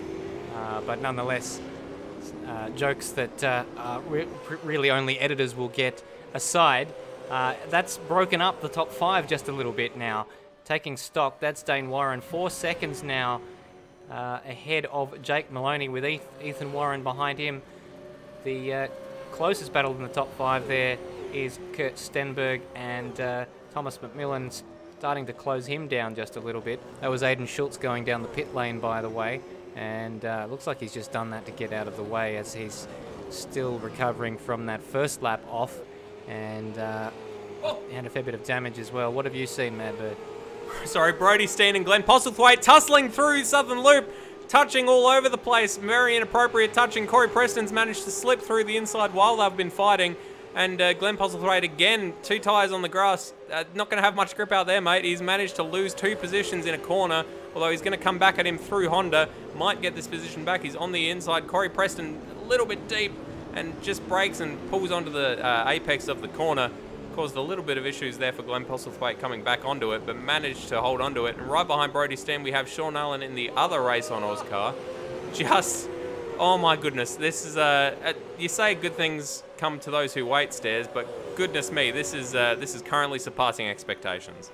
Well, the longer you wait, the better it gets. Let's not hope that that's the trend, but this is all bringing Sean Allen back into it after he went deep battling with Glenn Postlethwaite. He's now not that far behind, although a few cars in between. Well, beg your pardon, just his teammate in between now that Corey Preston has got by. And Corey will be wanting to try and get free of this melee. And we've been seeing cars just absolutely on the edge of adhesion coming through. Roadies Racing in the live chat saying quite reactive driving, and that is probably a good way of describing it. And just looking through the order to see what other close battles we've got. This probably is about as good as we've got. Michael Ford and Dan Ackland are about 0.5 of a second separated by about 0.5 of a second, which is positively a lot compared to what we're looking at right now with Glenn Postlethwaite coming under intense pressure from the 2 Race on Oz guys. And now it's coming up towards side by side with the guys driving down into the hay shed. Looks like Glenn was trying to defend that one into the hay shed. You shouldn't really expect to have to worry about cars coming through, but he's all over the back. Scott Nolan's having an issue down there. Has he blown his engine or something? We'll try and catch vision of that. In 23rd place, he's just pulling off the road slowly. He's had an accident. He's missing his front bonnet as opposed to his rear bonnet. So I'm not sure what's happened to Scott Nolan. We'll have to catch up with him after the race. So very, very sad way for his race to come to an end. Steve Birchall's coming down the pit lane for some reason. We didn't see any penalties awarded. No, we didn't. But we saw Aiden Schultz also did that, just giving himself seemingly a self-imposed drive-through penalty. While we've been talking through the field, Kurt Stenberg is closed right up on Ethan Warren. Just over 0.2 of a second as they come onto the start-finish straight. Kurt Stenberg all over the back of him. Will we see some loom weaving down the straight? No, we won't. Kurt Stenberg just hanging in that slipstream, so incredibly close. I just cannot believe that they're not touching going into Southern Loop. He's managed to keep it nice and clean and tidy. He is all over the back of Ethan Warren currently. But Ethan Warren showing that he cannot be flapped. He is unflappable thus far, at least. And Dane Warren similarly, Kurt maybe outbraking himself, maybe making a move. Either way, it's all ended well. Well, not for him, but no one's crashed. This is bringing Thomas McMillan back into the fray, and Ethan Warren was a bit defensive there. Looks like with Sean Allen, incidentally, off screen, has gone off track for some reason, so we didn't see what caused that. All sorts of cars going all over the place, but the battle we're looking at now between Ethan Warren and Kurt Stenberg is about as good as it gets, and Ethan Warren is very much driving in his mirrors. It's 9 laps into the race, 4 laps to go, so... Whoa! All out of shape on the brakes there. Kurt Stenberg down into MG. A little bit of a nudge, and it's all good. Thomas McMillan is closing in, and that is a fantastic battle. Ethan Warren is struggling on his tyres right now. Kurt Stenberg will be wanting to take advantage of that, but Ethan Warren is a fighter, just like his brother Dane, who's leading by about 6.8 seconds now. I said about, and then I used the decimal figure, so it's pretty much precisely 6.8, and now as I say, that's gone down to 6.2. And Nolan out of the race in the garage, we can see on our other monitor, but Ethan Warren now, can he do anything about Kurt Stenberg? This was the opportunity that Kurt went for on the previous lap, down into Honda. Ethan knows that it's probably his best opportunity, so he stays tight to the inside through turn 3. And he again stays to the inside, holds Kurt Stenberg at bay once more. Absolutely. Oh. As you pass the microphone to me, just Screech and Kurt Stenberg very wide there through Siberia, I believe.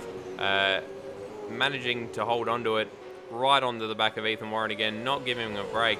But Ethan Warren continues to be sans flapped. That is unflapped. He's managing to hold on to that last spot on the podium, and regardless of all the pressure that Kurt is putting on, which is significant, Kurt taking a very high line through MG, getting a better run out of the corner, but just can't do anything with it. It must be so frustrating. He's all over the back of him, heading onto the straight. He does have a bit of a better run, but Ethan Warren doing a very good job of planting it on that apex. Can't really accelerate through a car that is existing and there, which seems like it's common sense, but for some people possibly not. Kurt Stenberg going for the outside. That's not going to work through turn 1, or is it? No, it's not. He pulls out wisely, I would say. Tries to get a better run through the first turn. Here we go. He's going for the outside around Southern Loop, but pulls out of that. Ethan Warren compromising his line, though, going defensive. Kurt up the inside on the exit. Is he going to have the traction to get it done? He's got the foot in it. He's right up alongside Ethan Warren. He's going to have the inside into the next corner, but then Ethan Warren will have the inside into Honda, which is really the overtaking maneuver. That's where it's going to happen. And they both break at about the same time. Kurt taking a very high line. Ethan locking up a little bit. Kurt switching back up the inside. Has he got the job done? He's managed to hold on to it, but Ethan Warren is right up there alongside him, going through Siberia. Ethan Warren, I reckon, is going to hold on to this, unless Kurt can somehow have an incredible amount of traction around the outside. Oh my goodness, this is incredibly close side-to-side racing. I can hear my voice going as I'm commentating its tears. Here we go, though, through the hay shed, and Ethan Warren and Kurt Stenberg managed to go all the way through the hay shed side by side. Kurt's going to try and drive around the outside of him at Lukey Heights to get the inside. A huge moment on the brakes for Ethan Warren, and Kurt's down the inside at MG. He's going to get the move done, a little bit of a lock-up, and that was the most hard-fought podium pass that you've ever seen. You thought he had it done down into Honda. You thought he had it done down into Siberia, and he held on through the hay shed. Now can he hold on for these last 2 laps? My goodness me. That was, I am legitimate, and not just because of the temperature in the commentary booth. I'm currently sweating. Ethan Warren going for the inside on turn 1. He's gotten a better run through the inside of the corner. Kurt Stenberg has had to be relegated back to 4th place, but Kurt with a better run through Southern Loop. Ethan Warren with a very tight line. Ethan Warren with a bit of oversteer. Kurt trying to sneak it up the inside. Not much room there, but he's going to make room if he needs to. Going to try to go up the inside again. This is a carbon copy of the last lap. He's not managed to get it done, though. He's stuck in behind Ethan Warren. He's going to have to hope Ethan Warren has a bit of a lock-up into Honda. Takes a very high line through Honda hairpin. Oh, and there's contact. He's hit Ethan Warren. Oh, and it's Thomas McMillan in on this as well, but he's managed to get off fairly scot-free. He's heading off up into the sunset. Oh, my God. I'm currently scrolling through.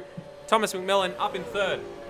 Sorry, I took the microphone away from you there, but let's have a look at the replay. What happened there? Kurt Stenberg just got caught out. Ethan Warren lost it under brakes, and it was a bit, I feel like Kurt was the innocent party there, but he kind of let Ethan go back through, and Thomas McMillan, the beneficiary of that, said thank you very much and took both positions. He now finds himself in a podium position, but for how much longer? Because this battle rages on. We've got 4 sectors to go. Thomas McMillan, all sorts of sideways coming onto the main straight. That's going to put him under some sort of pressure as they try and go too wide behind him. Kurt Stenberg, a minute ago, was in 3rd place. Oh! Ethan Warren is on the grass, and just like Glenn Postlethwaite, he keeps his foot in it. You know he does. And that lets Thomas McMillan off the hook as they go through to begin the final lap of the race. Dane Warren's lead has come down significantly, 2.6 seconds at the moment, as Thomas McMillan goes wide again, but the guys behind are battling each other so hard, there's no way they can take advantage of it. It's hard to know where to look, really. It absolutely is. You are not wrong. Thomas McMillan's just got to keep his head in the game. He's got to try to keep clean throughout this last lap. Sorry, I thought something exciting had happened. Something exciting is happening. Thomas McMillan is ahead of Kurt Stenberg, who is taking the inside into Honda hairpin and has managed to get that job done. So he is now up into 4th place. Ethan Warren down into 5th. Thomas McMillan's just got to keep his head in it. As I say that, he's gone very wide at Siberia. Kurt Stenberg through. Will he be able to cut off Ethan Warren before he gets through? Looks like he has. He's still alongside Kurt Stenberg, heading up through heading up towards Lukey Heights. Sorry. Oh, there's contact! Oh, I think. Oh, there's contact! contact between all three of them. I think Thomas McMillan went into Kurt Stenberg, sent him off the road, and Ethan Warren went into Thomas McMillan and span him around. All this has meant that Kurt Stenberg is stuck out in the gravel. Thomas McMillan has managed to recover in 5th position. And Corey Preston, coming out of nowhere, has managed to get up alongside Thomas McMillan through the last corner, and Ethan Warren has found himself in 3rd place. Not sure if that'll be looked at, because that was a lot of bumping and barging their stairs. That is going to be talked about furiously. There's going to be some very angry words said between these drivers as the two Warren brothers now bookend the podium. Dane Warren held on, Jake Moloney in 2nd place, and Ethan Warren in 3rd, but for the time, well, it looked like Kurt Stenberg had it. And if I can just go back and try and find where did Kurt Stenberg end up finishing? Did he end up finishing is the question. Here is the incident that we're going to be talking about now. He got a bit of a helping hand there from Thomas McMillan. And I'm just trying to find the replay of Thomas McMillan. I'm not sure what you're pointing at, I'm afraid, Madbird.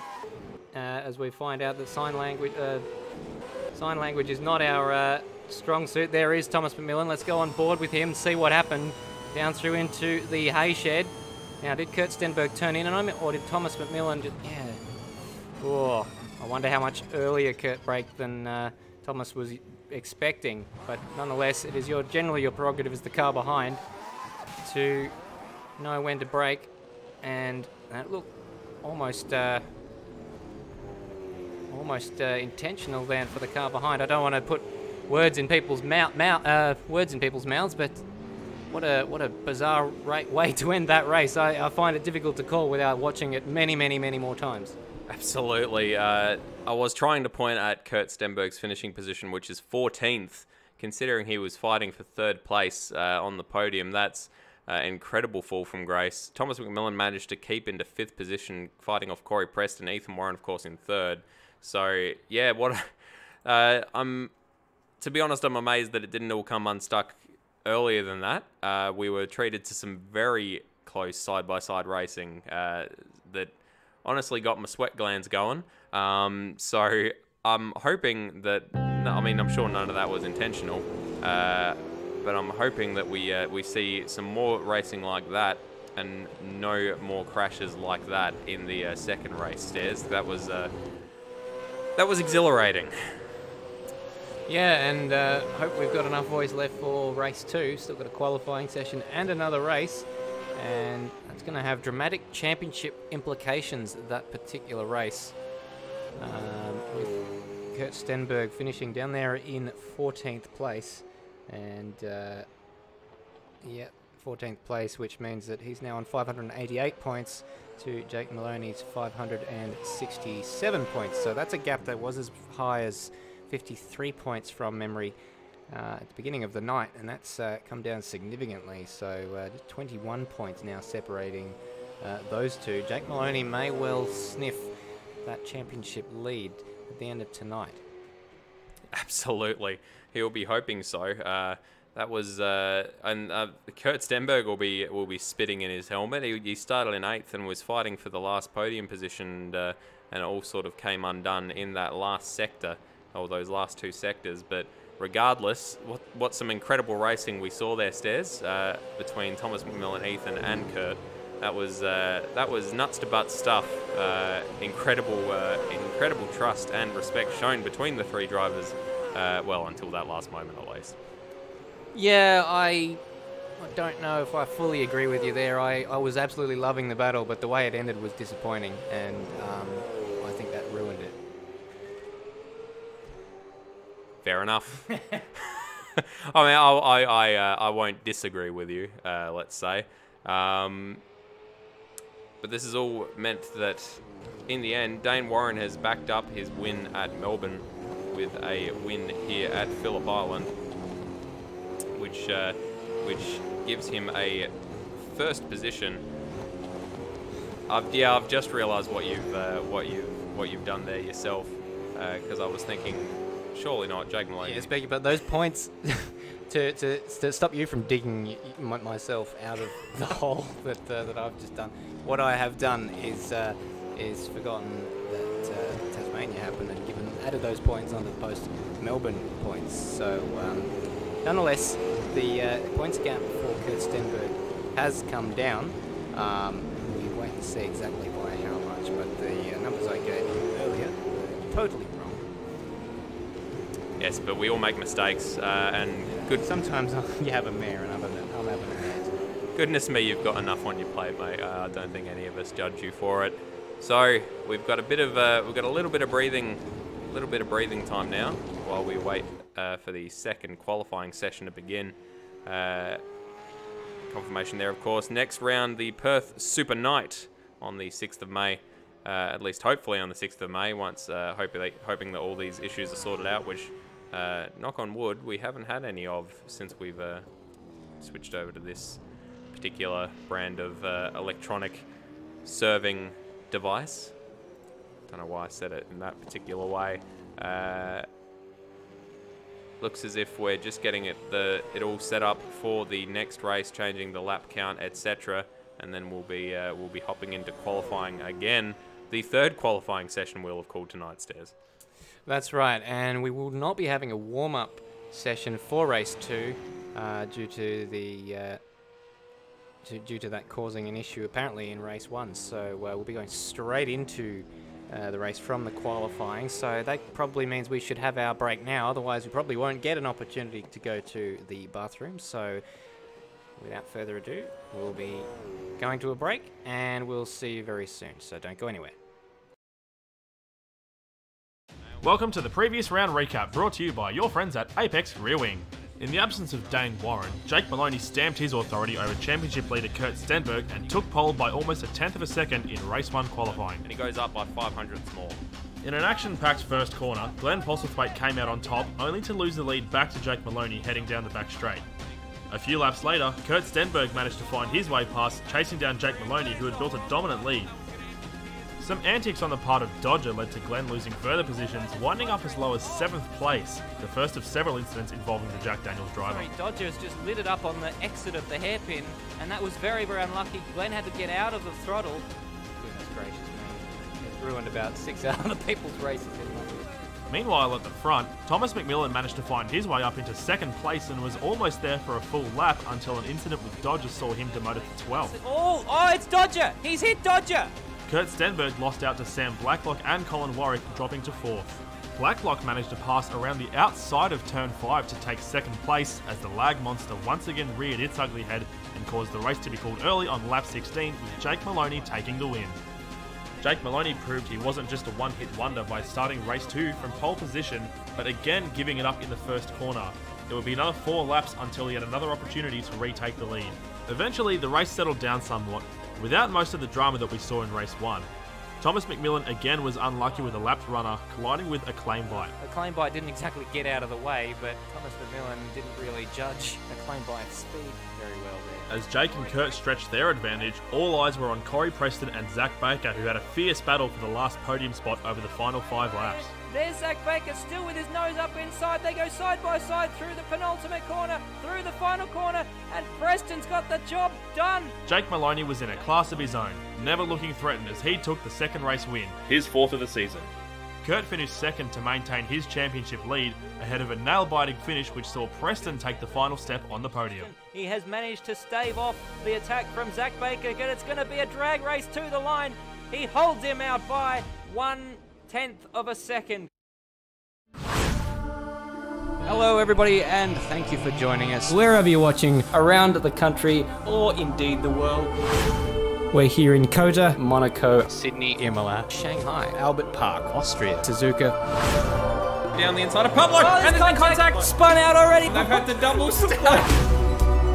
Tyres that you could dig them up and look at them on the fossil records. So, it's Usain Bolts of hairpins. He's missing a rear tyre.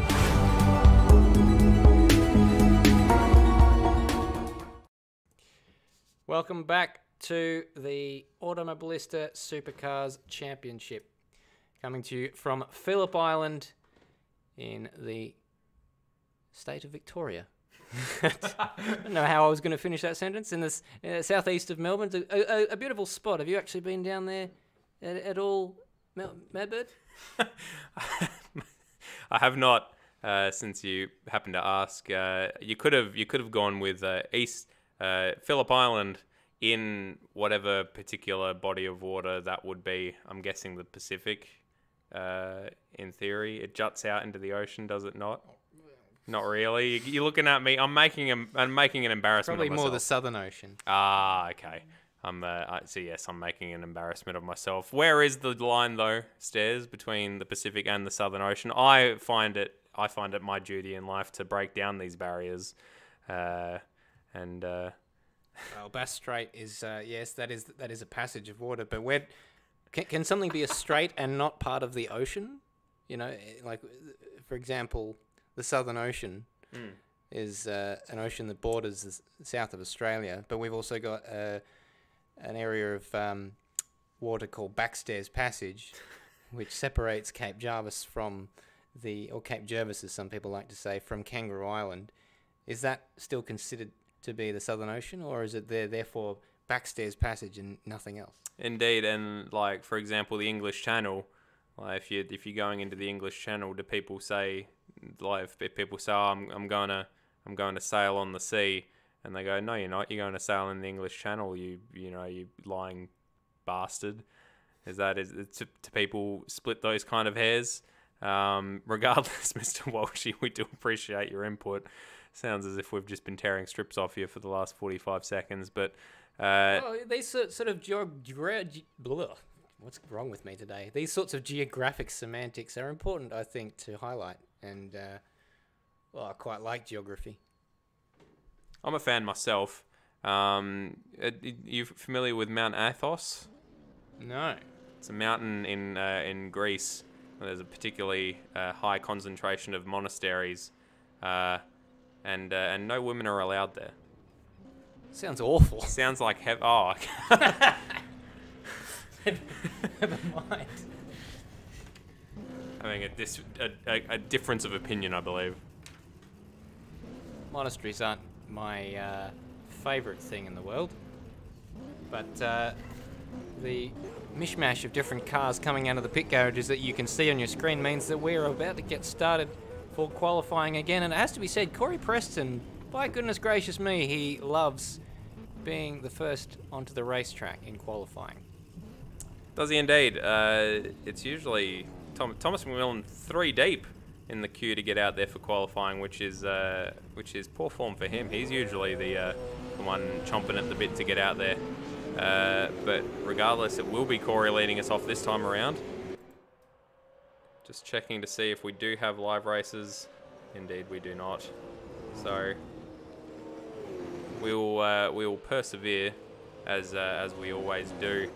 Might have to sort out a little issue here with a monitor. So I'm just gonna transition this over to my good buddy Steve. Fantastic. As I discover a browser-based virus, and so I'm trying to fix my live races issue. So it's been a trying day on the server and on the broadcast side of things. So I've never been more confident in handing over the reins to Madbird for the next round. But nonetheless, we certainly wish him the best when we do put full 100% control in his hands. But we'll move on from that. Do you want to press the buttons? Never mind, you are pressing the buttons. David Nenedict, one of the last men to come out of the pit lane. It's actually quite surprising to get back on topic for a moment. Oh, goodness gracious me! That's Thomas McMillan going through on Preston, racing on the outlap. And Corey Preston showing his displeasure by flashing the lights at Thomas McMillan. Thomas McMillan does not... oh, gracious me, that is very obvious that Corey Preston does not appreciate what Thomas McMillan has done there. Thomas McMillan takes no prisoners. Absolutely doesn't. And we did see at the end of the race, it was Corey Preston and Thomas McMillan scuffling over that 5th position. So possibly there might have been a little bit of tussle going on that Thomas McMillan wasn't too happy about. He hasn't done himself any favours though. I reckon that might be a track cut. Going very... oh my, he's made a fool of himself in general. He's gone very wide on the first corner and then followed up by going very wide in the southern loop. And he's basically forfeited his lap time, I would imagine. So Corey Preston will be the one laughing all the way to the bank with that one. Yeah, Corey Preston flashing the lights there at Thomas McMillan, and I believe what he was saying to him in Morse code was, "Is this distracting? Is this distracting? Is this distracting?" And it worked, because Thomas McMillan, it went well deep at turn 1. And so Corey Preston is now the leading car on the racetrack in terms of setting times. Glenn Postlethwaite behind him, and behind him with cars out of shot. I think it's one of the Mustangs, possibly driven by Stephen Birchall. So Corey Preston 1 minute into his lap time. He now has the clear track that he's so heavily desired, and it is a little bit of an etiquette thing with drivers passing each other on the outlap. You kind of feel like you've earned it if you get sort of at least to the last sector. If you're not, unless you're dawdling, you feel like you've earned the track position. If you make it onto the track first, it does of course depend on your garage position. Corey Preston's coming up to the line now, and he sets a 1 minute 31.8, and a few more cars coming across the line, Birchall and Nolan, and Corey Preston stays ahead by a whisker, and Thomas McMillan, well, he's not going to set the world alight. Dan Ackland's going to come across the line, and he goes second. Jake Moloney. Jake Moloney goes first with a 1:30.6. Full second faster than Colin Warwick. Oh, and he's followed that up by having a big switch on in the southern loop, throwing himself off the particular racetrack that we are at, Phillip Island. Colin Warwick with second place, 4/10 down, and Kurt Stenberg currently in third. Not sure why I said his name in that particular way. Hopefully Zach Baker can get back in following the first race, since he had some decent pace. Nigel Marneef up into fourth place so far. Still waiting on the Warrens to set lap times, both Dane and Ethan. Thomas McMillan with the slowest lap time, somewhat unsurprisingly, after his adventures on the outlap. Dane Warren has just left the pits, so we won't be waiting for very long for him. David Nanadick up into third place, ahead of Kurt Stenberg by a cool 0.03 of a second. Quite tight there between third and fourth currently. Still waiting on the big men, Warrenzo and Warrenzo II, as I like to call them. I've never called them that in my life. What a strange thing to say. Anyway, Jake Moloney is currently holding down pole position by a cool 0.4 of a second from Colin Warwick. And yeah, we're looking at the... someone's had Scott Nolan, I think, has had a spin on the entry to the pits. That's interesting. Let's see if we can... He'll probably hate me for this, but we have to see what caused that. Looks like he's had an accident with someone else. And it looks like someone else has had an accident with him, I should say. Yeah, Stephen Birchall's come barreling in there at an unabated speed and cleaned Scott Nolan up. And I think Scott Nolan is right to flash the lights at Stephen Birchall. What was he thinking?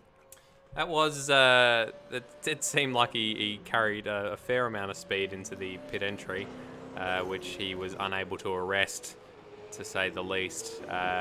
While we've been talking about that, Ethan Warren has managed to set the third fastest lap time, squeezing in front of David Nanadick by not very much, by just under 0.02 of a second. So it is incredibly intimate there between third and fifth place, split by 0.04 of a second.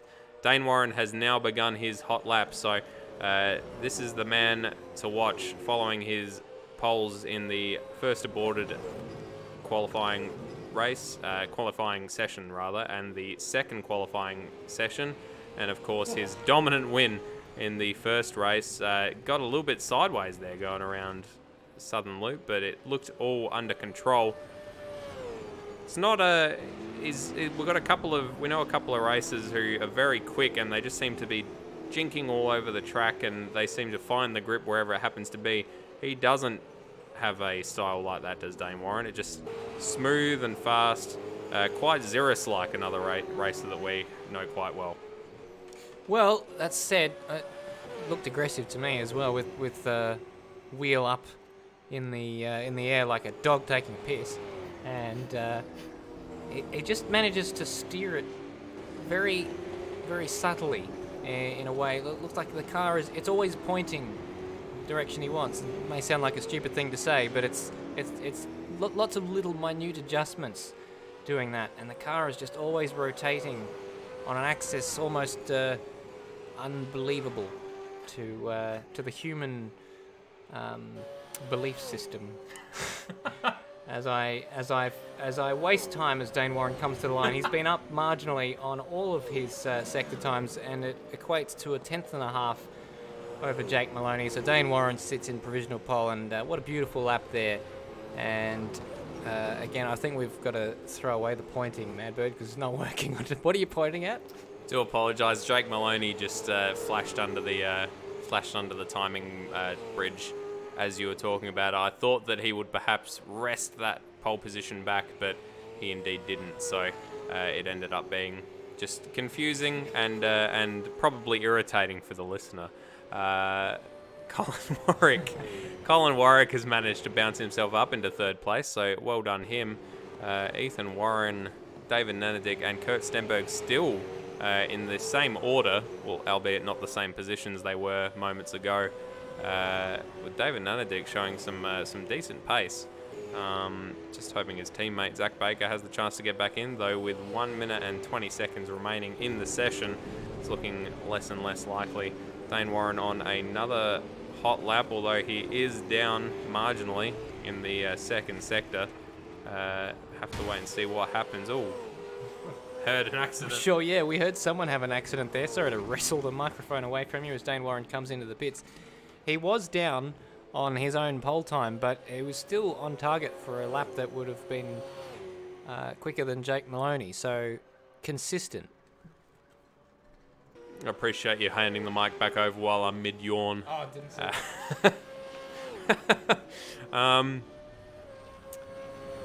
We've got 40 seconds here left in the session, so who's out of position, do we reckon? Glenn Postlethwaite probably can set a faster lap time than that, down in 9th. Corey Preston's currently out on a fast one, possibly. Brody Steen's no slouch. Thomas McMillan would be hoping to back up his first race with a higher starting position than 13th.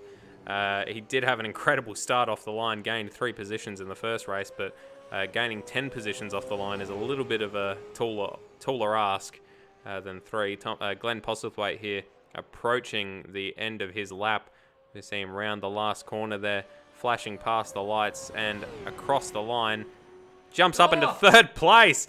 Told you he had more time in him. So he is currently ahead of Colin Warwick, Ethan Warren, David Nanadick, and Kurt Stenberg. Thomas McMillan also coming across. I'd expect him to go a little bit faster.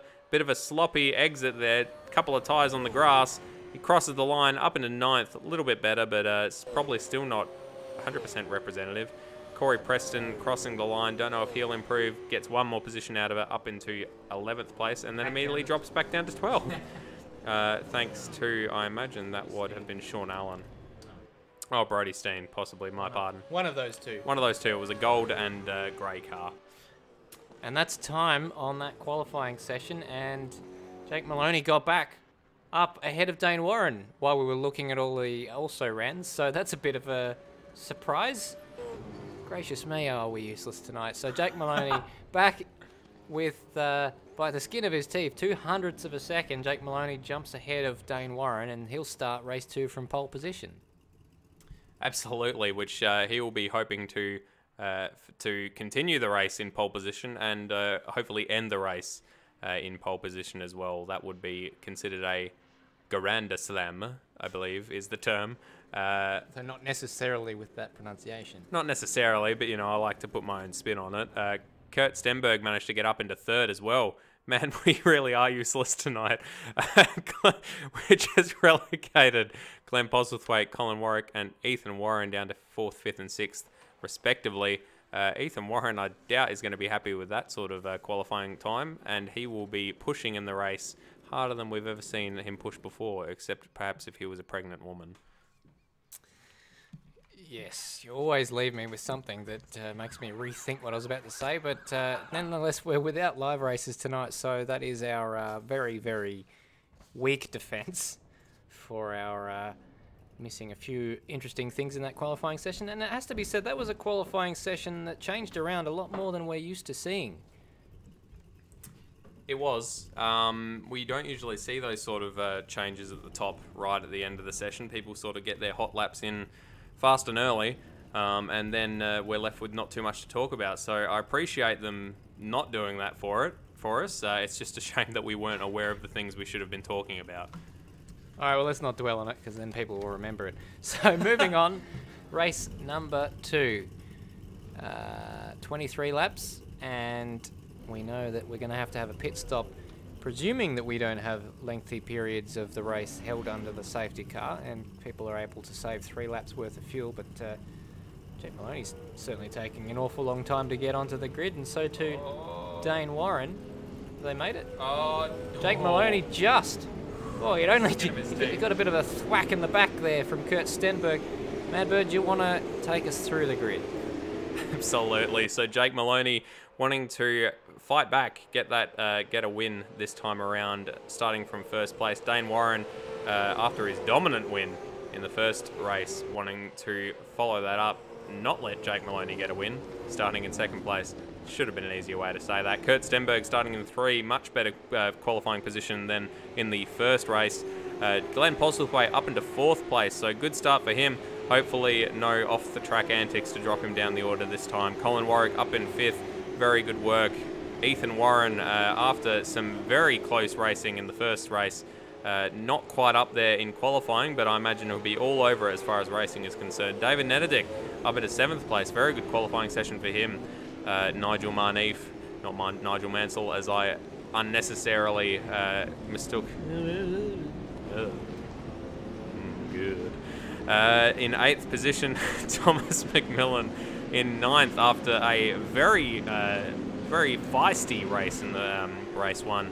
And an unfortunate incident right at the end of the first race. Saw him come home in 5th rather than the 3rd he was fighting over. He'll be wanting to try to make amends in this race. Sean Allen in the Race on Oz racing number 2 starting from 10th. Brodie Steen in the Race on Oz racing number 13 starting from 11th, so teammates back to back.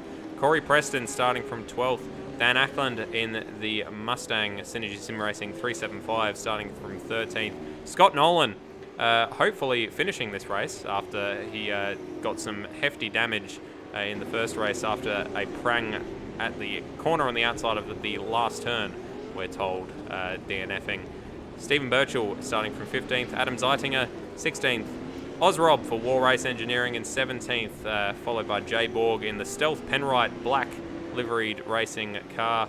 Will Devonish in the other War Race Engineering car, 19th. Aidan Schultz in 20th, hopefully with a couple of less issues this time around. Cam Rutledge in 21st. RSM Latino not starting from the pit lane this time around. He starts 22nd. Tony in 23rd. Acclaimbite 24th. And that is your lot. Jake Moloney starting this off from pole stairs. Jake Moloney will indeed be our pole sitter, and it has to be said, the lag seems to have resolved itself, and we don't really know whether, and I say knock on wood, I didn't say it during the race 1, but we didn't see any lag during race 1. Was that the backup server, or was that the slightly reduced numbers that we saw? But we're just waiting for the last few cars on the grid to finish gridding up, and it appears as though that has now happened. And the lights will be on very, very shortly indeed to get us racing for the feature race here in Phillip Island. It is go! And a pretty even start from the 2 at the front. Jake Moloney got a great launch actually, and behind him Dane Warren slots in behind, so pretty much even Stevens for the top 3. It's Glenn Postlethwaite, though, having a look down the inside of Kurt Stenberg as they go down into the first corner, and they all lose a few car lengths to the leading 2 as Dane Warren starts to put Jake Moloney under pressure already. Jake Moloney's gone wide at the Southern Loop. He's had an absolute nightmare. No grip at all through Southern Loop. He's going to lose out to Kurt Stenberg and Ethan Warren if he's not careful. What happened to Glenn Postlethwaite? He's dropped back as well. He was pressuring Kurt Stenberg for a while there, and it's all fallen apart. So Dane Warren has been gifted the lead. Absolutely. That was Ethan Warren managed to sneak his nose up the inside of the southern loop and squeeze Glenn Postlethwaite a little bit wide. So both Warrens making gains off the line. Ethan Warren up 2 positions up into 4th. So he'll be setting about getting all over Kurt Stenberg. Jake Moloney won't be wanting to see Kurt Stenberg anywhere near him, his main championship rival. Further down, Thomas McMillan did make 2 positions off the start. Would have been more. He had an incredible start again, but just David Nenadick happened to be in the wrong place, wrong time, and just completely blocked him fairly. But as we've got Adam Zeitzinger around, very lucky not to have more people collide with him there, I think. That was a very compromising position to be spun in. A couple of people tagged him, but no major damage. I can't say that for Kurt Stenberg, who's off at the last corner. He's spun out into the gravel. Look, I don't know if he got some assistance to get out there, but that's where he ended up, and he's down into 22nd place, 23rd place. That is an incredible fall for Kurt Stenberg. Looks as if he did it all by himself, just dipped 2 right-hand tyres into the grass, and acceleration's not going to enjoy itself out there, mate. He's just spun himself right around. Our championship leader, apparent, possibly, down into 23rd place. So that will be, I imagine, that will be Jake Moloney counting his lucky stars, although he probably won't have too much time to count those stars, being as Ethan Warren is currently right up his chuff stairs. Certainly. Excuse me, certainly. And that is a huge change in it's a huge swing in the championship for this race. And we were expecting that Kurt Stenberg would hold on to his championship lead ahead of Jake Moloney, who's just had a huge moment at the hay shed and somehow manages to hold on to the car because he's got Ethan Warren all over him. And do you think about podium? Do you think about wins? Or do you think about the championship now with Kurt Stenberg down there in 20th place? He's going to lose an awful lot of points. And we haven't done the maths yet because of, my mistake from earlier on. So the numbers aren't readily at hand.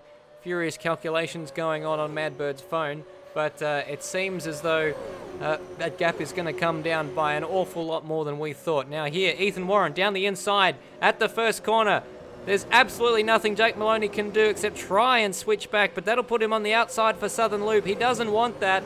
So far, Ethan Warren seems to have the faster car with the magenta wings there, and he holds tight to the inside. That's what you want to do. So Dane Warren is out to a 3.2 second advantage. That's an average of about a second a lap he's pulling out. And it's Logitech G Altus and Astro Altus Esports leading in 1-2 fashion. Absolutely, and right behind them, as you were calling it, through the first corner, Thomas McMillan made the exact same carbon copy position on Glenn Postlethwaite up into 4th position. So he is now right behind this battling pair of Ethan Warren and Jake Moloney, and Glenn Postlethwaite relegated down into 5th place. So Thomas McMillan setting about getting back up into those podium places that he probably thought he was owed in the first race. And he's right behind him, less than half a second separating Jake Moloney and Thomas McMillan at the moment. Jake Moloney, busy looking out the front of his windshield, should probably be looking in his mirrors a little bit because Thomas McMillan is right there and he's going to have a bit of slipstream heading down the Gardner Straight.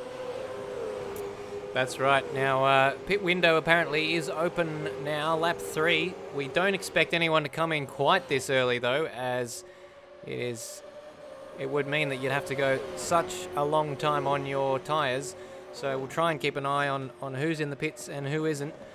There's Dane Warren currently leading now, 4 seconds. Another lap down and another second gain for Dane Warren. And he's well on his way to potentially picking up his 3rd victory of the championship and stamping his authority on his championship bid with Ethan Warren behind him. So now Jake Moloney is very much falling back into the clutches of Thomas McMillan. Thomas McMillan, we saw, had an aggressive race 1, and down the inside at Honda, Jake Moloney sees him coming. He thinks about the championship. Thomas McMillan takes no prisoners, and he'll have the outside line around Siberia. So Jake Moloney still with the preferred line, and he pulls away a little bit, only to lose it on the exit of the corner, with Thomas McMillan closing in all the time. So they've both put a gap on Glenn Postlethwaite, who's got Colin Warwick for company.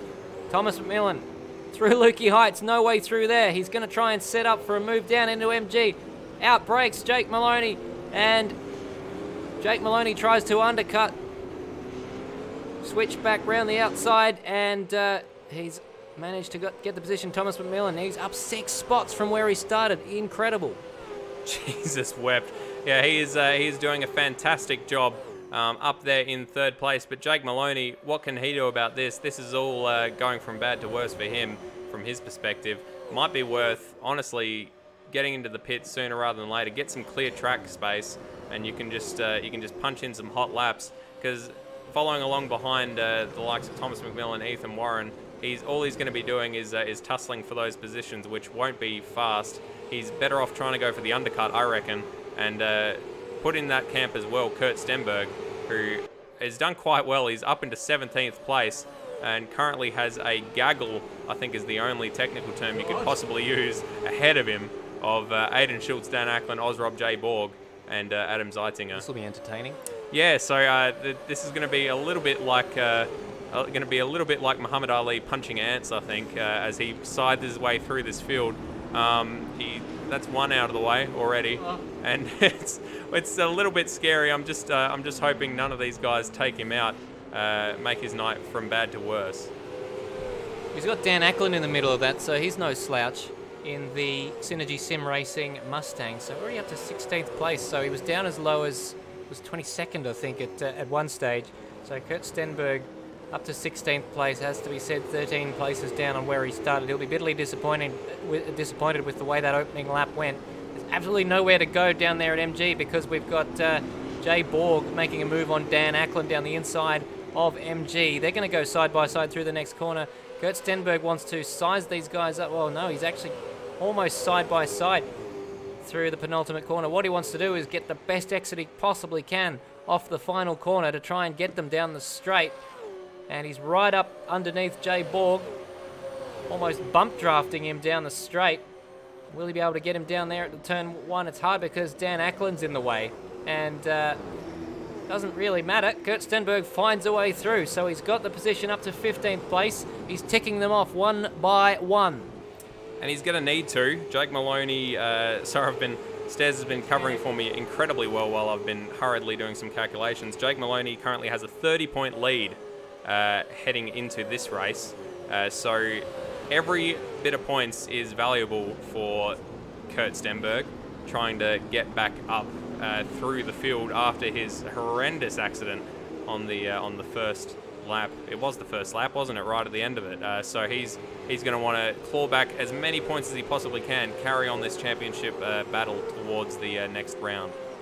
So what you're saying is that last lap crash for Kurt Stenberg cost him the championship lead, and now this first lap accident for him is further damaging his points deficit to Jake Moloney. Absolutely. So it's been a night to forget for Kurt Stenberg thus far.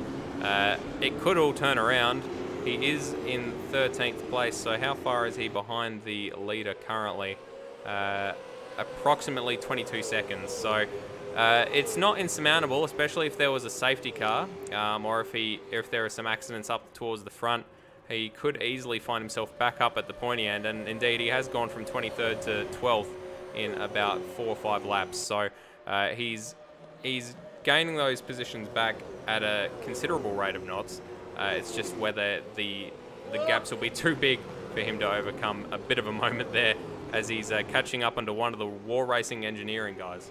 Yeah, Ozrob, that was having a big moment there through turn 1. Seems like every time we look at Kurt Stenberg, the number is one number lower, so he is doing a great job of making his way back through the field, and every one of these positions counts for a lot of points, and Ozrob completely missing his braking point there, has to be said. I'm not sure what he was looking at. Might have been a little bit confused by Adam Zeitinger up ahead, who Kurt Stenberg is now closing down at quite a rate of knots. It's very easy when you're the following car to follow the car ahead into the gravel trap or the grass or the exit road or where it is if they happen to miss their braking zone, as we've got all sorts of action going on further up the field. So let's watch that. Big battle going on in the back end of the middle of the top 10. Top 5 hasn't changed. It's Dane Warren now leading by 7.6 seconds from Ethan Warren. Thomas McMillan and Jake Moloney separated by half a second in third and fourth, and Glenn Postlethwaite, he's I'm not going to say he's on his own because Colin Warwick is pretty close. We haven't got the lap time, so don't really have any figures to give you, but it looks to me like Colin Warwick is starting to close down on Glenn Postlethwaite here. It does. That gap does appear to be visually decreasing as Kurt Stenberg manages to find his way past Adam Zeitinger. Next packer at 5.7 up the track, so there'll be a bit of a gap while he catches up onto them. Steve Birchall has DNF'd about a lap and a half ago by the looks of it, so not entirely sure what that was, but sorry to see him go. Colin Warwick all over the back of Glenn Postlethwaite, up into 6th place, Glenn Postlethwaite down into 5th, so Colin is a little bit out of position. He'd usually be a little bit higher up, although he is often dealing with server issues, as we know, much like Kurt Stenberg. I mean, I can barely concentrate on just racing, let alone doing anything else, so very well done to them. Thomas McMillan and Jake Moloney are getting ever closer. This battle is going to continue, I think, and Ethan Warren sort of falling back into them a little bit. And Corey Preston, Brody Steen and Sean Allen having their own little battle at the moment, and that's the next battle up the road for Kurt Stenberg. So because they're fighting each other, and especially these two Race On Oz teammates, they were a little bit closer a lap ago, but because they're close together, Kurt Stenberg should be able to close them down fairly quickly indeed. Now Colin Warwick is shaping up for a move on Glenn Postlethwaite down the inside of turn 1. Glenn not defending the inside, and that's a great side-by-side action as they go up to Southern Loop. Glenn will try and outbrake Colin Warwick on the inside of Southern Loop, and he manages to stay ahead for the time being. Great racing here, and Colin Warwick all over the rear wing of Glenn Postlethwaite. He'll try and shape him up for a move down the inside of the Honda hairpin if he's close enough. And Glenn covers the inside. He's a wise old fox, is Glenn Postlethwaite. I don't actually have any inkling as to how old he is, but based on the way he's driving, he's done a defensive move or two, and he's doing a good job of clean defensive driving right now. So Colin Warwick's going to have to think about that again. So meanwhile, up ahead, Jake Moloney now out to a second behind Thomas McMillan. Yeah, stretched a little bit out the front. It looks as if it's just sort of...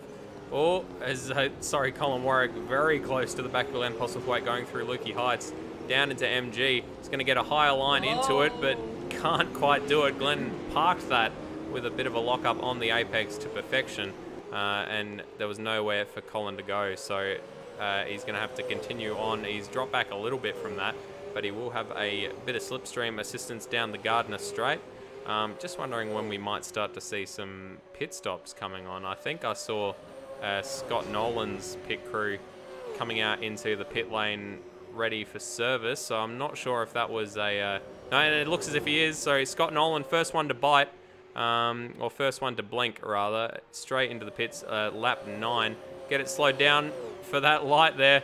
Not sure if he did in time. It's a bit easier when you don't have someone crashing into the back of you. Absolutely it is. So he's hopefully managed to get it pulled up in time there. Don't see a penalty pop up in the window for him in just a moment, but currently the only one to pit.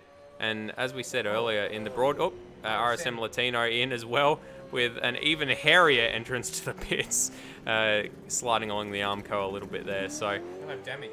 He will have some damage. Scott Nolan out onto the track. No penalties showing up. So hopefully we're all good. Oh my goodness, yeah, that is much worse than I thought it was. Not ideal. Not ideal at all. So David Nededick down there in 21st place. I don't know if he's pit as well, but we're not used to seeing him down that far either. And just beg my pardon. So top 5 haven't pitted. And Jake Moloney is coming in. Jake Moloney is the first of the top 5 to make his pit stop. And it makes sense if you're just stuck behind someone, then you're not getting the best out of your lap times. Warwick. And Warwick in as well. So a couple of our top, and Brody Steen hopping in, Adam Zeitinger. So it looks as if the funnel has been uncapped, or the bottle has been uncorked. Jay Borgin, and it looks as if that might be it for now. So Jake Moloney, the big one, so he comes back out into 11th place, which will become, I believe, 12th place. Yes, indeed. Colin Warwick out into 13th behind him. So Jake Moloney now with some clear track space, some fresh tyres. He's got about 2.5 seconds up the track to Will Devonish, who appears to be helpfully taking himself off the road for Jake Moloney, which Jake might not actually be too happy about, since it means that he's now going to be right up his chuff rather than having some nice clear track to set some hot lap times in. But I imagine Jake will dispatch with Will quite quickly, and indeed right there through Honda. Yeah, Will just opened the steering wheel there to let Jake through, but Jake was a little bit deep and it kind of didn't work out. But we'll try and keep an eye out now on the leaders, because we would expect to see some of them in. We just saw a claim bite in the back of the shot there coming out of the pits. So Ethan Warren's in, Dane Warren has stayed out, and oh my, Thomas McMillan all out of shape, getting the car slowed down on the speed limiter. So that was fantastic driving. Corey Preston in too, and that's those three on this particular lap. Yes, indeed. So our leader, Dane Warren, yet to come in, as is Glenn Postlethwaite. Has bounced up into second, full 18 seconds behind Dane Warren. So it just shows how the pace that Dane Warren has had when he's been out there setting hot lap times. Interesting to see whereabouts is Jake Moloney in relation to this. Jake is down in 10th, Thomas McMillan in 9th. So that undercut hasn't worked. He's come out about 2 seconds behind Thomas McMillan. No, they covered him off, so he pit one lap earlier. Not really much time to make a difference. It's a damn shame. So he unfortunately has actually worsened his position, probably with that a little bit of tussling with Will Devonish. Looks as if Kurt Stenberg is calling his crew out into the pit lane, as is Dane Warren. So expect to see them in end of this lap. David Nenadick in from 20th, so it didn't appear that he had pit yet. So not sure why he was down that low. He certainly didn't start that low. He started up in I can't maths that fast. Up in 8th place. Yeah, so he's must have had some other issue if he's coming into the pits again. We're also seeing Glenn Postlethwaite coming into the pits, and oh no, that's very, very bad luck. Dane Warren, you can't drive through David Nenadick. You're going to have to back up. You're going to have to back up. This is the leader, ladies and gentlemen. Dane Warren, he can't find reverse. You can't drive through cars in the pit lane. He's trying to push David out the way. David's having his pit stop. Oh, he can't get into his box. They share a grid box. He's managed to. Looks like he's managed to nudge David up enough to sneak in behind him. Obviously a little bit frustrated there, and I guess fair enough. But he's going to lose the lead. But really, David was there first, so I'm not sure what he wanted to do with him. That has dropped him out behind Jake Moloney. So once the pit stops have all shaken out, Dane Warren is down into 5th place at this stage. So that is huge for the race. Glenn Postlethwaite currently out in the lead. Ozrob with a drive-through penalty, probably for speeding in the pit lane. Kurt Stenberg yet to pit. He's up into 2nd place. Obviously won't be once he's had his pit stop, but decent recovery from him thus far. And behind him, Dan Ackland. And then we have our pit runners of Ethan Warren, Thomas McMillan, and Jake Moloney. And Nigel Marneef getting out of the way for Dane Warren. Glenn Postlethwaite, we saw him coming into the pit lane, but he's still in the lead. Do we not see him come into the pit lane? I swear I saw him jumping into the lane. No, that's him now. Never mind, ladies and gentlemen. We'll move swiftly on from that one. Kurt Stenberg is coming into the pits as well, so Glenn and Kurt will be the last to make their pit stops, and I expect to see Dan Ackland in shortly as well, unless he goes around again. No, he's gone around again. So Ethan Warren will be the effective leader of the race. Be very interested to see where Kurt Stenberg comes out into. After his pit stop. I'm honestly watching those two go into the pits. I'm not surprised a few people are having issues pulling it up in time. They've got an incredible rate of knots heading into that pit lane. So Glenn Postlethwaite's come out into 5th place. Looks like he's going to lose that to Dane Warren. So he's gotten out into 6th place effectively, which has gotten him ahead of Colin Warwick. That's very close there. Colin Warwick, oh sorry, not Colin Warwick, Kurt Stenberg has lost out to the 2 race on Oz of Sean Allen and Brody Steen running in formation. Kurt Stenberg not happy with that. He's going to try to get those positions back, coming out into 12th place. Good recovery from Kurt Stenberg. Yeah, well, he nearly caught up to those guys doing a couple more laps on the pit lane, his first stint. So he's caught up to them with race pace and nearly jumped them, but now he's got to do it on track. So this is all going to cost him.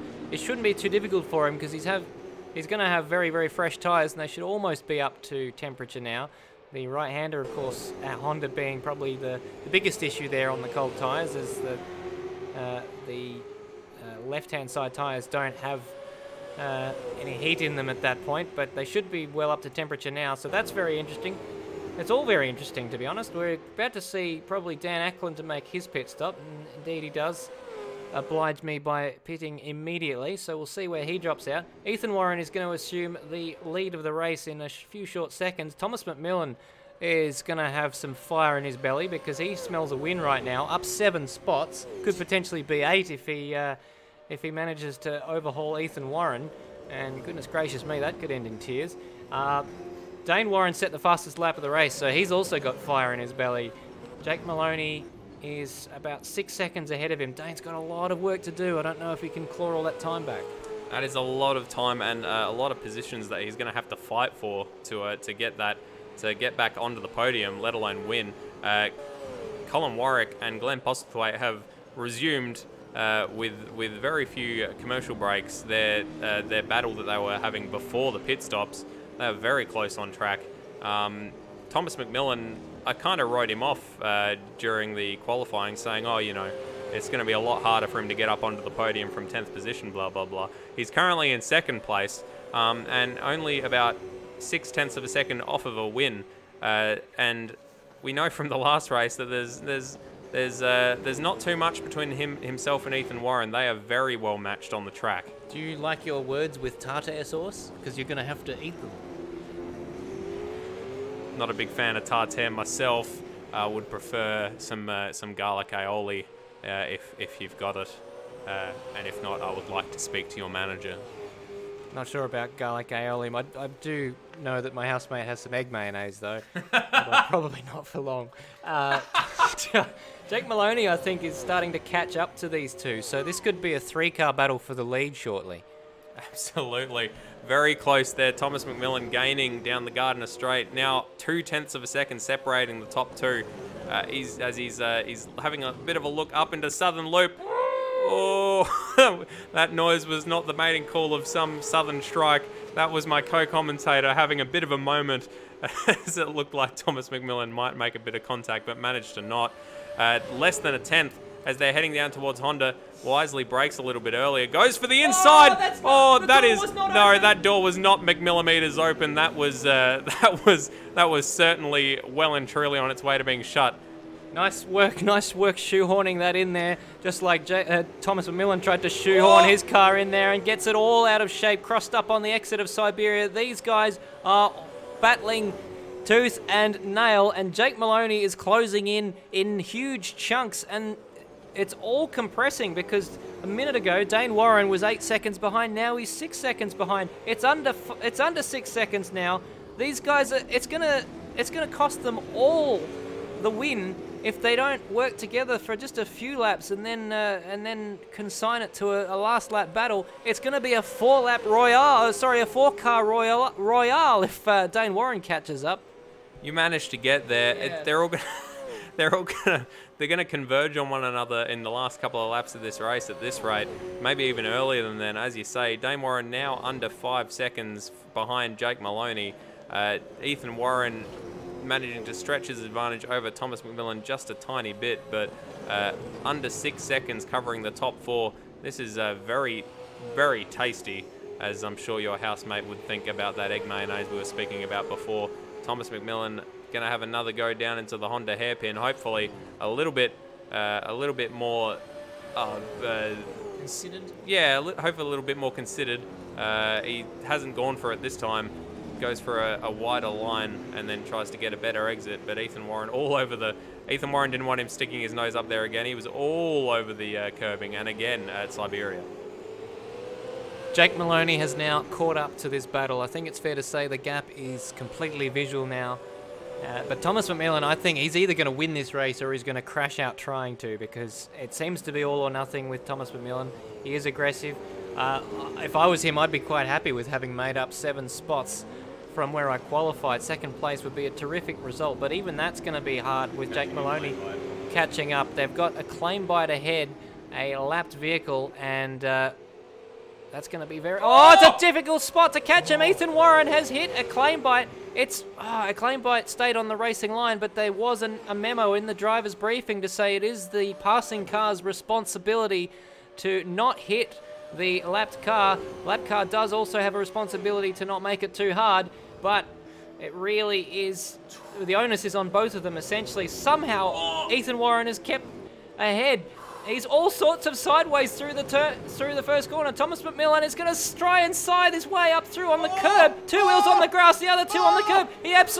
He's smashed off the mirror. Thomas McMillan has smashed off Ethan Warren's mirror. Jake Moloney's going to try and get his nose up through, but Ethan Warren, somehow he's still ahead. I thought Thomas McMillan had got it. He's going to try and drive around the inside. Jake Moloney's driving around the outside, and now it's Jake Moloney versus Thomas McMillan. Ethan Warren with no mirrors. Well, he could probably use that as an excuse in real life, but he can't because he's still got virtual mirrors, and Thomas McMillan has been muscled out of the way, got a bit of a taste of his own medicine back there in 3rd place. There are more lap runners up the road as well. Oh my goodness, what a couple of sectors. So Ethan Warren now without both of his mirrors, one of them claimed by a claim bite, one of them acclaimed by a claim bite, may I say, and the other by Thomas McMillan. And Thomas McMillan just all out of shape through after his failed attempt to overtake Ethan Warren, just very wide through Siberia, just nowhere near the apex. Jake Moloney taking that position. Dane Warren is now just 3 seconds behind them. Jesus. So this is all compressing up. We have 5 laps to go. 3 seconds covering the top 4. It was 6 seconds, I think, this time last lap. They are a line astern going down the Gardner Straight. No weaving this time. It looks as if Jake Moloney is sizing up a go into the first corner. Wisely thinks better of it, but he's going to have a go into Southern Loop. I imagine he's taking a much wider line. He's going to have a better turn in. Ethan Warren... Oh, what is happening? No. Jake Moloney. Connection issue. Jake Moloney is out of the race with a connection issue. Jake Moloney is out of this race. He might pop back up. We've got to keep an eye on it. We don't have live races to let us know, so I'm keeping an eye on his... but he's not... He's just dropping down the order on Automobilista. If that is the case, Jake Moloney has left the game, but his vehicle is stored in the garage. That is a damn shame. That was shaping up to be an incredibly tasty battle. It still will be a tasty battle. But that is heartbreaking for Jake Moloney. Well, that is heartbreaking. That is heartbreaking. Yes, that is exactly right. I stopped short of saying tragic because tragedy is a word that we should probably hold off for other things, but we don't really have time to talk about that right now because Ethan Warren has lost his buffer in Jake Moloney. He was probably a bit happier having Moloney behind him than Thomas McMillan because Thomas McMillan, you know, is going to go for a gap, and there's Morse code on the back of that Mustang as he rat-a-tats away. Oh, he spun him! No, he hasn't. Somehow Ethan Warren has managed to hang on to it, and Thomas McMillan held out of the throttle. He knows he can win this race, and he doesn't want to do anything stupid. If he took advantage of that moment, he knows that he would get penalised for it, so he's held back to fight on for another day. But look at the Altus Esports car in the background. I'm having a bad day with my pronunciation day. The Logitech G Altus Esports car of Dane Warren is catching up. Second by second, it's now under a second. Oh, he's hit him again! Thomas McMillan hit Ethan Warren. He's spun him out, coming out of Southern Loop. It looks as if he tried to give the position back. Dane Warren through and into the lead. It's happened much sooner than we were expecting it to. Thomas McMillan, I think, tried to lift out of it, let Ethan Warren get back up on him. But now it's Thomas McMillan's not going to give that position up. He's like, no, I want this win. Dane Warren saying, well, really, it was mine in the first place. Devin Nenadix parked in my pit spot. And Thomas McMillan's he gave Dane Warren a little tap going through Siberia, which unsettled him all over the place. I think Thomas McMillan has now disregarded trying to redress that position to Ethan Warren, and is now just thinking, damn the consequences, I want to stand at the top step of the podium, even if it doesn't stand in the results. Well, I think the red mist descended there, and now he's continuing to rat-a-tat away on the back of Dane Warren, having done that to his brother Ethan a lap ago. And I think they've all just got a little bit too greedy, fighting each other just a little bit too hard, and it's all got away from them. Dane Warren has swooped back through and taken the lead of the race. Glenn Postlethwaite's having the world's quietest 4th place finish at the moment, but he's being closed down by Kurt Stenberg, who's recovered to 5th place. What a terrific job from him so far. And this is all men. I don't want to say anything ahead of time, but currently that 30-point lead that Jake Moloney had heading into this second race has evaporated. If Kurt finishes in 5th with Jake Moloney DNFing, then he will carry a almost 100-point lead into the next round with a 5th place finish. So that is that's just rubbing salt into the wound of Jake Moloney. What unexpected championship consequences we are having tonight, completely seesawing from one side to the other. We have had championship lead change hands in the middle race, after race 1, before race 2, but then it's swung back the other way, and it seems like that's going to be the case again tonight. So it means that Kurt Stenberg, if he finishes where he is right now, will carry the orange number 47 under lights at his home race at the Perth Super Night. Now lap traffic getting in the way here. This is hurting Thomas McMillan's charge towards 1st place. Dane Warren now with a bit of breathing space. Yeah, I think Thomas has, to use a vulgar term, shot his wad. I don't think he has the pace to live with Dane Warren. If he was gonna hold on to that position, he needed to wrestle it back once before Dane built a bit of a lead, and hold on to it with some very defensive driving. But he hasn't managed to do that. He's managing to keep ahead of Ethan Warren. It looks as if he's redressing that position. So good man. Obviously he's realised he's not going to win the race probably, and he's done the right thing. I've got to commend Thomas McMillan for that. That is a very, very gentlemanly thing to do. I think what he was trying to do was keep Dane Warren behind, and then if he did win the race and then got penalised, maybe argue the point later. But once he realised that wasn't going to happen, he's taking this completely out of the steward's hands and let Ethan Warren by. And he's going to try and pass him again, of course. Make no mistake there. But I think he'll probably want to do it cleanly. He's probably recognising that those two fighting each other so hard is what cost them the chance to fight for the win in the first place. Absolutely. And with all of this, we missed Colin Warwick DNFing as well. So that might have some implications. He's up in the top 10 of the Drivers' Championship. Thomas McMillan, we've only got a lap and a sector left, Stairs. It feels like it's flown by. It certainly does, and this one's not over yet. Kurt Stenberg has absolutely caught up to the back of Glenn Postlethwaite. His disastrous opening lap down to about 22nd place at one stage. He may well end up in 4th place if he can manage. It's amazing enough to finish 5th from where he was. If he can get Glenn Postlethwaite, which it looks like he may well do, coming across to start the final lap of the race, that would be an incredible recovery. It absolutely would, but up ahead, Thomas McMillan right behind Ethan Warren going into the southern loop, takes a slightly wider line. Ethan's been very, very, very defensive on this corner all race. Thomas McMillan not managing to get up alongside him. He's going to have a go. Kurt's through, into 4th place ahead of Glenn Postlethwaite. Managed to get that job done, so he's going to have to hold on to that for the rest of this lap.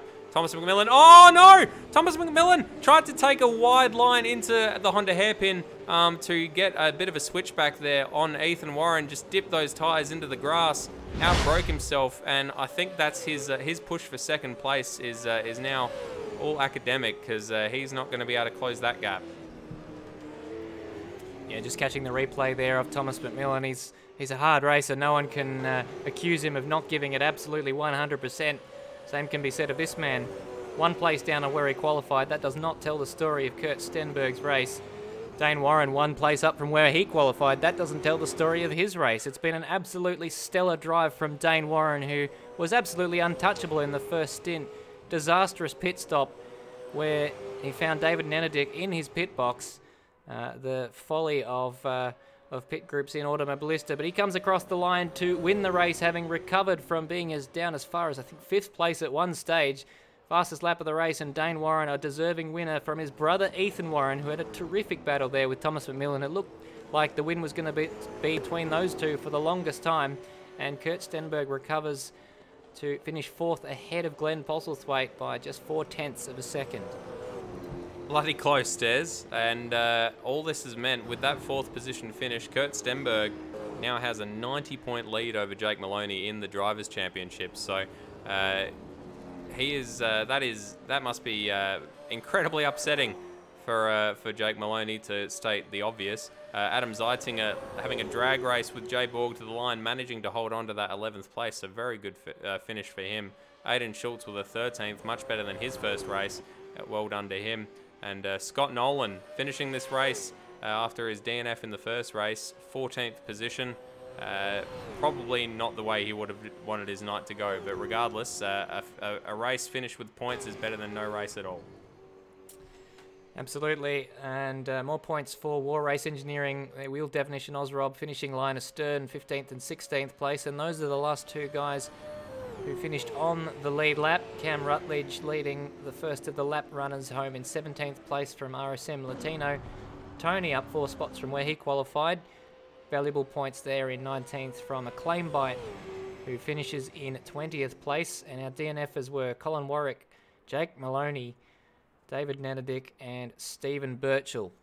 What a tremendous night of racing we have had, Madbird. Absolutely. It's been plagued by issues, but when we have had racing, it's been as good as we've had. Very close, lots of side-by-side action, and a lot of elbows out, but nothing. Well, I say nothing untoward. A couple of things untoward.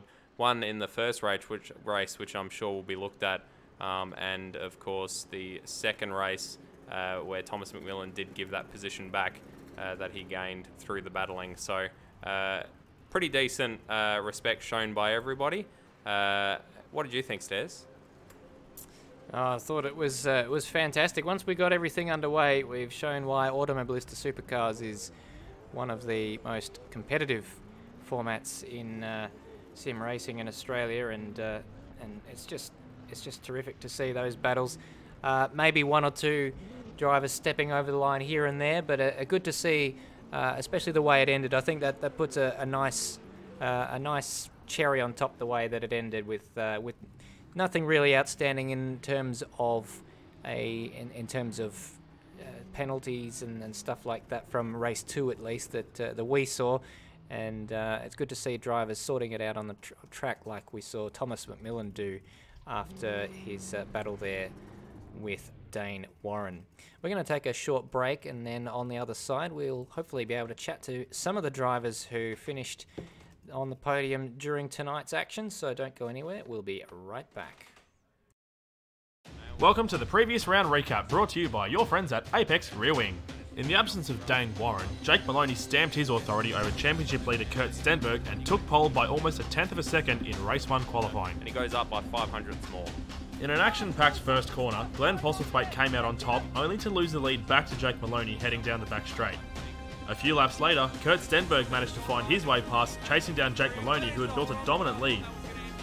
Some antics on the part of Dodger led to Glenn losing further positions, winding up as low as 7th place, the first of several incidents involving the Jack Daniels driver. Sorry, Dodger's just lit it up on the exit of the hairpin, and that was very, very unlucky. Glenn had to get out of the throttle. Goodness gracious me. It's ruined about 6 other people's races. Meanwhile, at the front, Thomas McMillan managed to find his way up into 2nd place and was almost there for a full lap until an incident with Dodger saw him demoted to 12th. Oh, it's Dodger! He's hit Dodger! Kurt Stenberg lost out to Sam Blacklock and Colin Warwick, dropping to 4th. Blacklock managed to pass around the outside of turn 5 to take 2nd place as the lag monster once again reared its ugly head and caused the race to be called early on lap 16, with Jake Moloney taking the win. Jake Moloney proved he wasn't just a one-hit wonder by starting race 2 from pole position, but again giving it up in the first corner. It would be another 4 laps until he had another opportunity to retake the lead. Eventually, the race settled down somewhat, without most of the drama that we saw in race 1. Thomas McMillan again was unlucky with a lapped runner, colliding with a claim bite. A claim bite didn't exactly get out of the way, but Thomas McMillan didn't really judge a claim bite's speed very well there. As Jake and Kurt stretched their advantage, all eyes were on Corey Preston and Zach Baker, who had a fierce battle for the last podium spot over the final 5 laps. There's Zach Baker still with his nose up inside. They go side by side through the penultimate corner, through the final corner, and Preston's got the job done. Jake Moloney was in a class of his own, never looking threatened as he took the second race win, his 4th of the season. Kurt finished second to maintain his championship lead, ahead of a nail-biting finish which saw Preston take the final step on the podium. He has managed to stave off the attack from Zach Baker, and it's going to be a drag race to the line. He holds him out by 1/10 of a second. Hello everybody, and thank you for joining us wherever you're watching around the country or indeed the world. We're here in Kota, Monaco, Sydney, Imola, Shanghai, Albert Park, Austria, Suzuka. Down the inside of Pablo, and there's been contact. Spun out already. They've had the double stack. Tyres that you could dig them up and look at them on the fossil record. So it's Usain Bolts of hairpins. He's missing a rear tyre.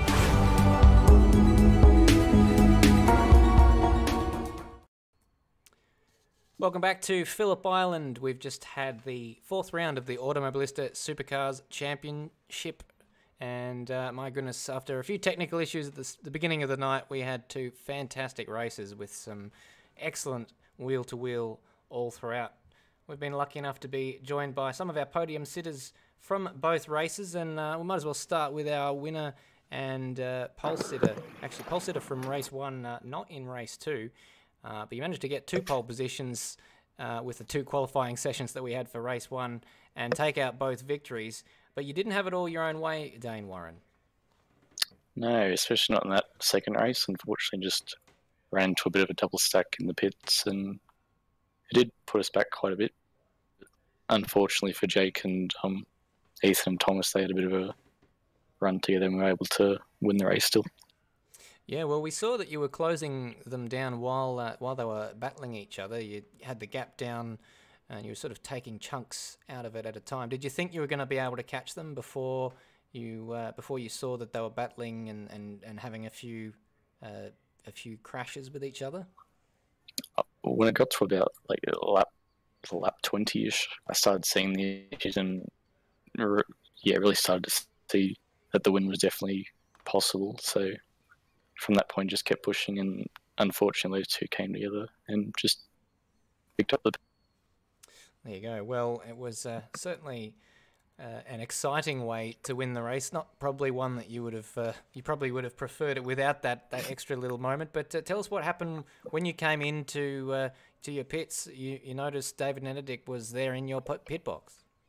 Yeah, well, got the notification on the screen for the teammate request in pit a few laps back, but it was kind of on and off, so I don't know, maybe wrong from my end. I sort of ignored it for that 1 lap, and unfortunately he was in for his pit as well, so just a bit of a misunderstanding, unfortunately. No one really to blame, but keep that in mind for next round, I suppose. Yeah, exactly right. Hopefully something that we can sort out for subsequent rounds. But nonetheless, it was an excellent opportunity for you to show your pace, and another 2 wins to back up your win last time you raced in this championship in Albert Park. Yeah, hopefully we can keep the streak going, see how we go. Been getting very comfortable with the car, and setup knowledge is also building, so hope to come back next round and give another shot at the podium. Fantastic. Well, it's a bit of a ominous sign for the rest of the competitors in this field if you haven't found the full potential of these supercars just yet. Thank you for joining us, Dane Warren. Yeah, thanks, guys. Many thanks. Well, Madbird, let's perhaps have a chat to Thomas McMillan, one of the guys who featured quite prominently throughout both races. Madbird, I believe you've got him with you. Absolutely. So some very, very tight racing, both race 1 and race 2, Thomas McMillan, between yourself and Ethan Warren. Just talk us through those battles. How did you find, you guys were very, very close for most of your battles. How did you find him to battle with? Oh, very good. We've known each other for a long time. Used to be former teammates as well, so we know each other driving really well. Fortunately, in the second race, I kind of punted him out of the lead. I redressed. Yeah, I'd also like to apologise to Kurt Stenberg for race 1 as well, for that incident. That wasn't great. Yeah, there's some good racing tonight. It was, no offence to yourself, I'd kind of written you off in race 2. I said, I was saying, well, in race 1 he managed to jump 3 positions off the start, but I don't see him managing to jump, 6 or 7 positions from 10th to find himself on the podium. And you proved me wrong, jumping yourself up into battling for the lead at one stage. When you did punt Ethan Warren off, as you just said, what was you running through your mind when you saw Dane scything up the outside to take that win that was looking like it was going to be yours for a few seconds there? Well, we were actually all in Discord together, so I said to Ethan, we better hurry up. I can see Dane in my mirror, and I kind of freaked out. I was like, come on, Ethan. So I gave him a bit of a hurry up. A bit too much of a hurry up, sent him sideways. So, yeah, it wasn't ideal, and Dane got past. Tried my best to keep up with him, but once I knew I couldn't keep up, I was like, I'll give Ethan the position back. So, yeah, just settled for third. But, yeah, I'll take that. Yeah, starting from 10th, I'd say third is a very good result. Thank you for joining us, Thomas. And I think, Stairs, you've got a current championship leader, Kurt Stenberg, who I don't think we were expecting to say those words at the end of the tonight. Yeah, great race 1 apart from the final lap for Kurt Stenberg. And if it wasn't for that, he'd have an almighty lead in the championship with another DNF for Jake Moloney. I'm sure tonight didn't go the way that you wanted to, Kurt, but you nonetheless still lead the championship. No, tonight's been a night of dramas for me, on track and off track, dealing with things. But yeah, I didn't qualify where I wanted to in race 1 and had to come through a few people. And yeah, that last lap incident was very disappointing. Had a punch after the hit the wall, so I managed to get across the line. Race 2, was following Moloney, thought I could have a crack at him. I was setting up for a crack, slipped a wheel on the lawn, spun out, and yeah, it was a big drive through the field.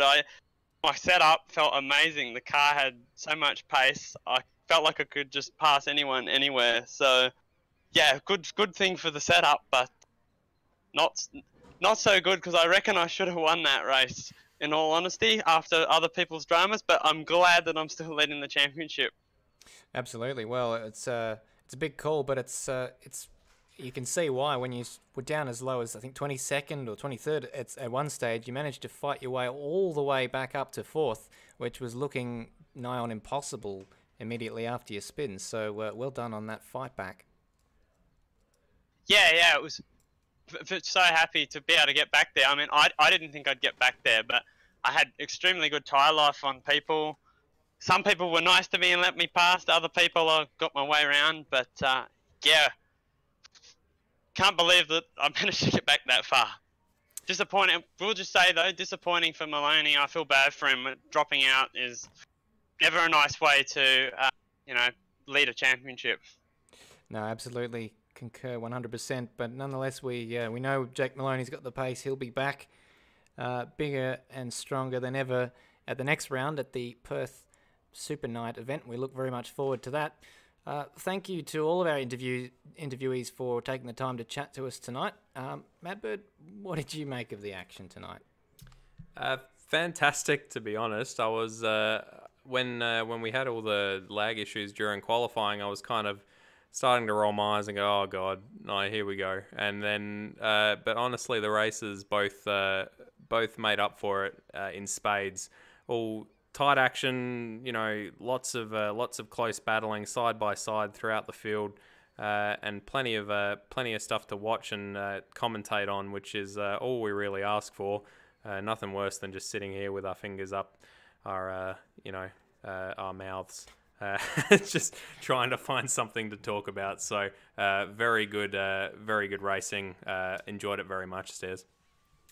Very good. And those of you looking forward to the next round of the championship, pending, of course, any troubleshooting and testing that gets done in the interim, the next round takes place on the 7th of May, actually. So please ignore the on-screen graphics saying the 6th of May.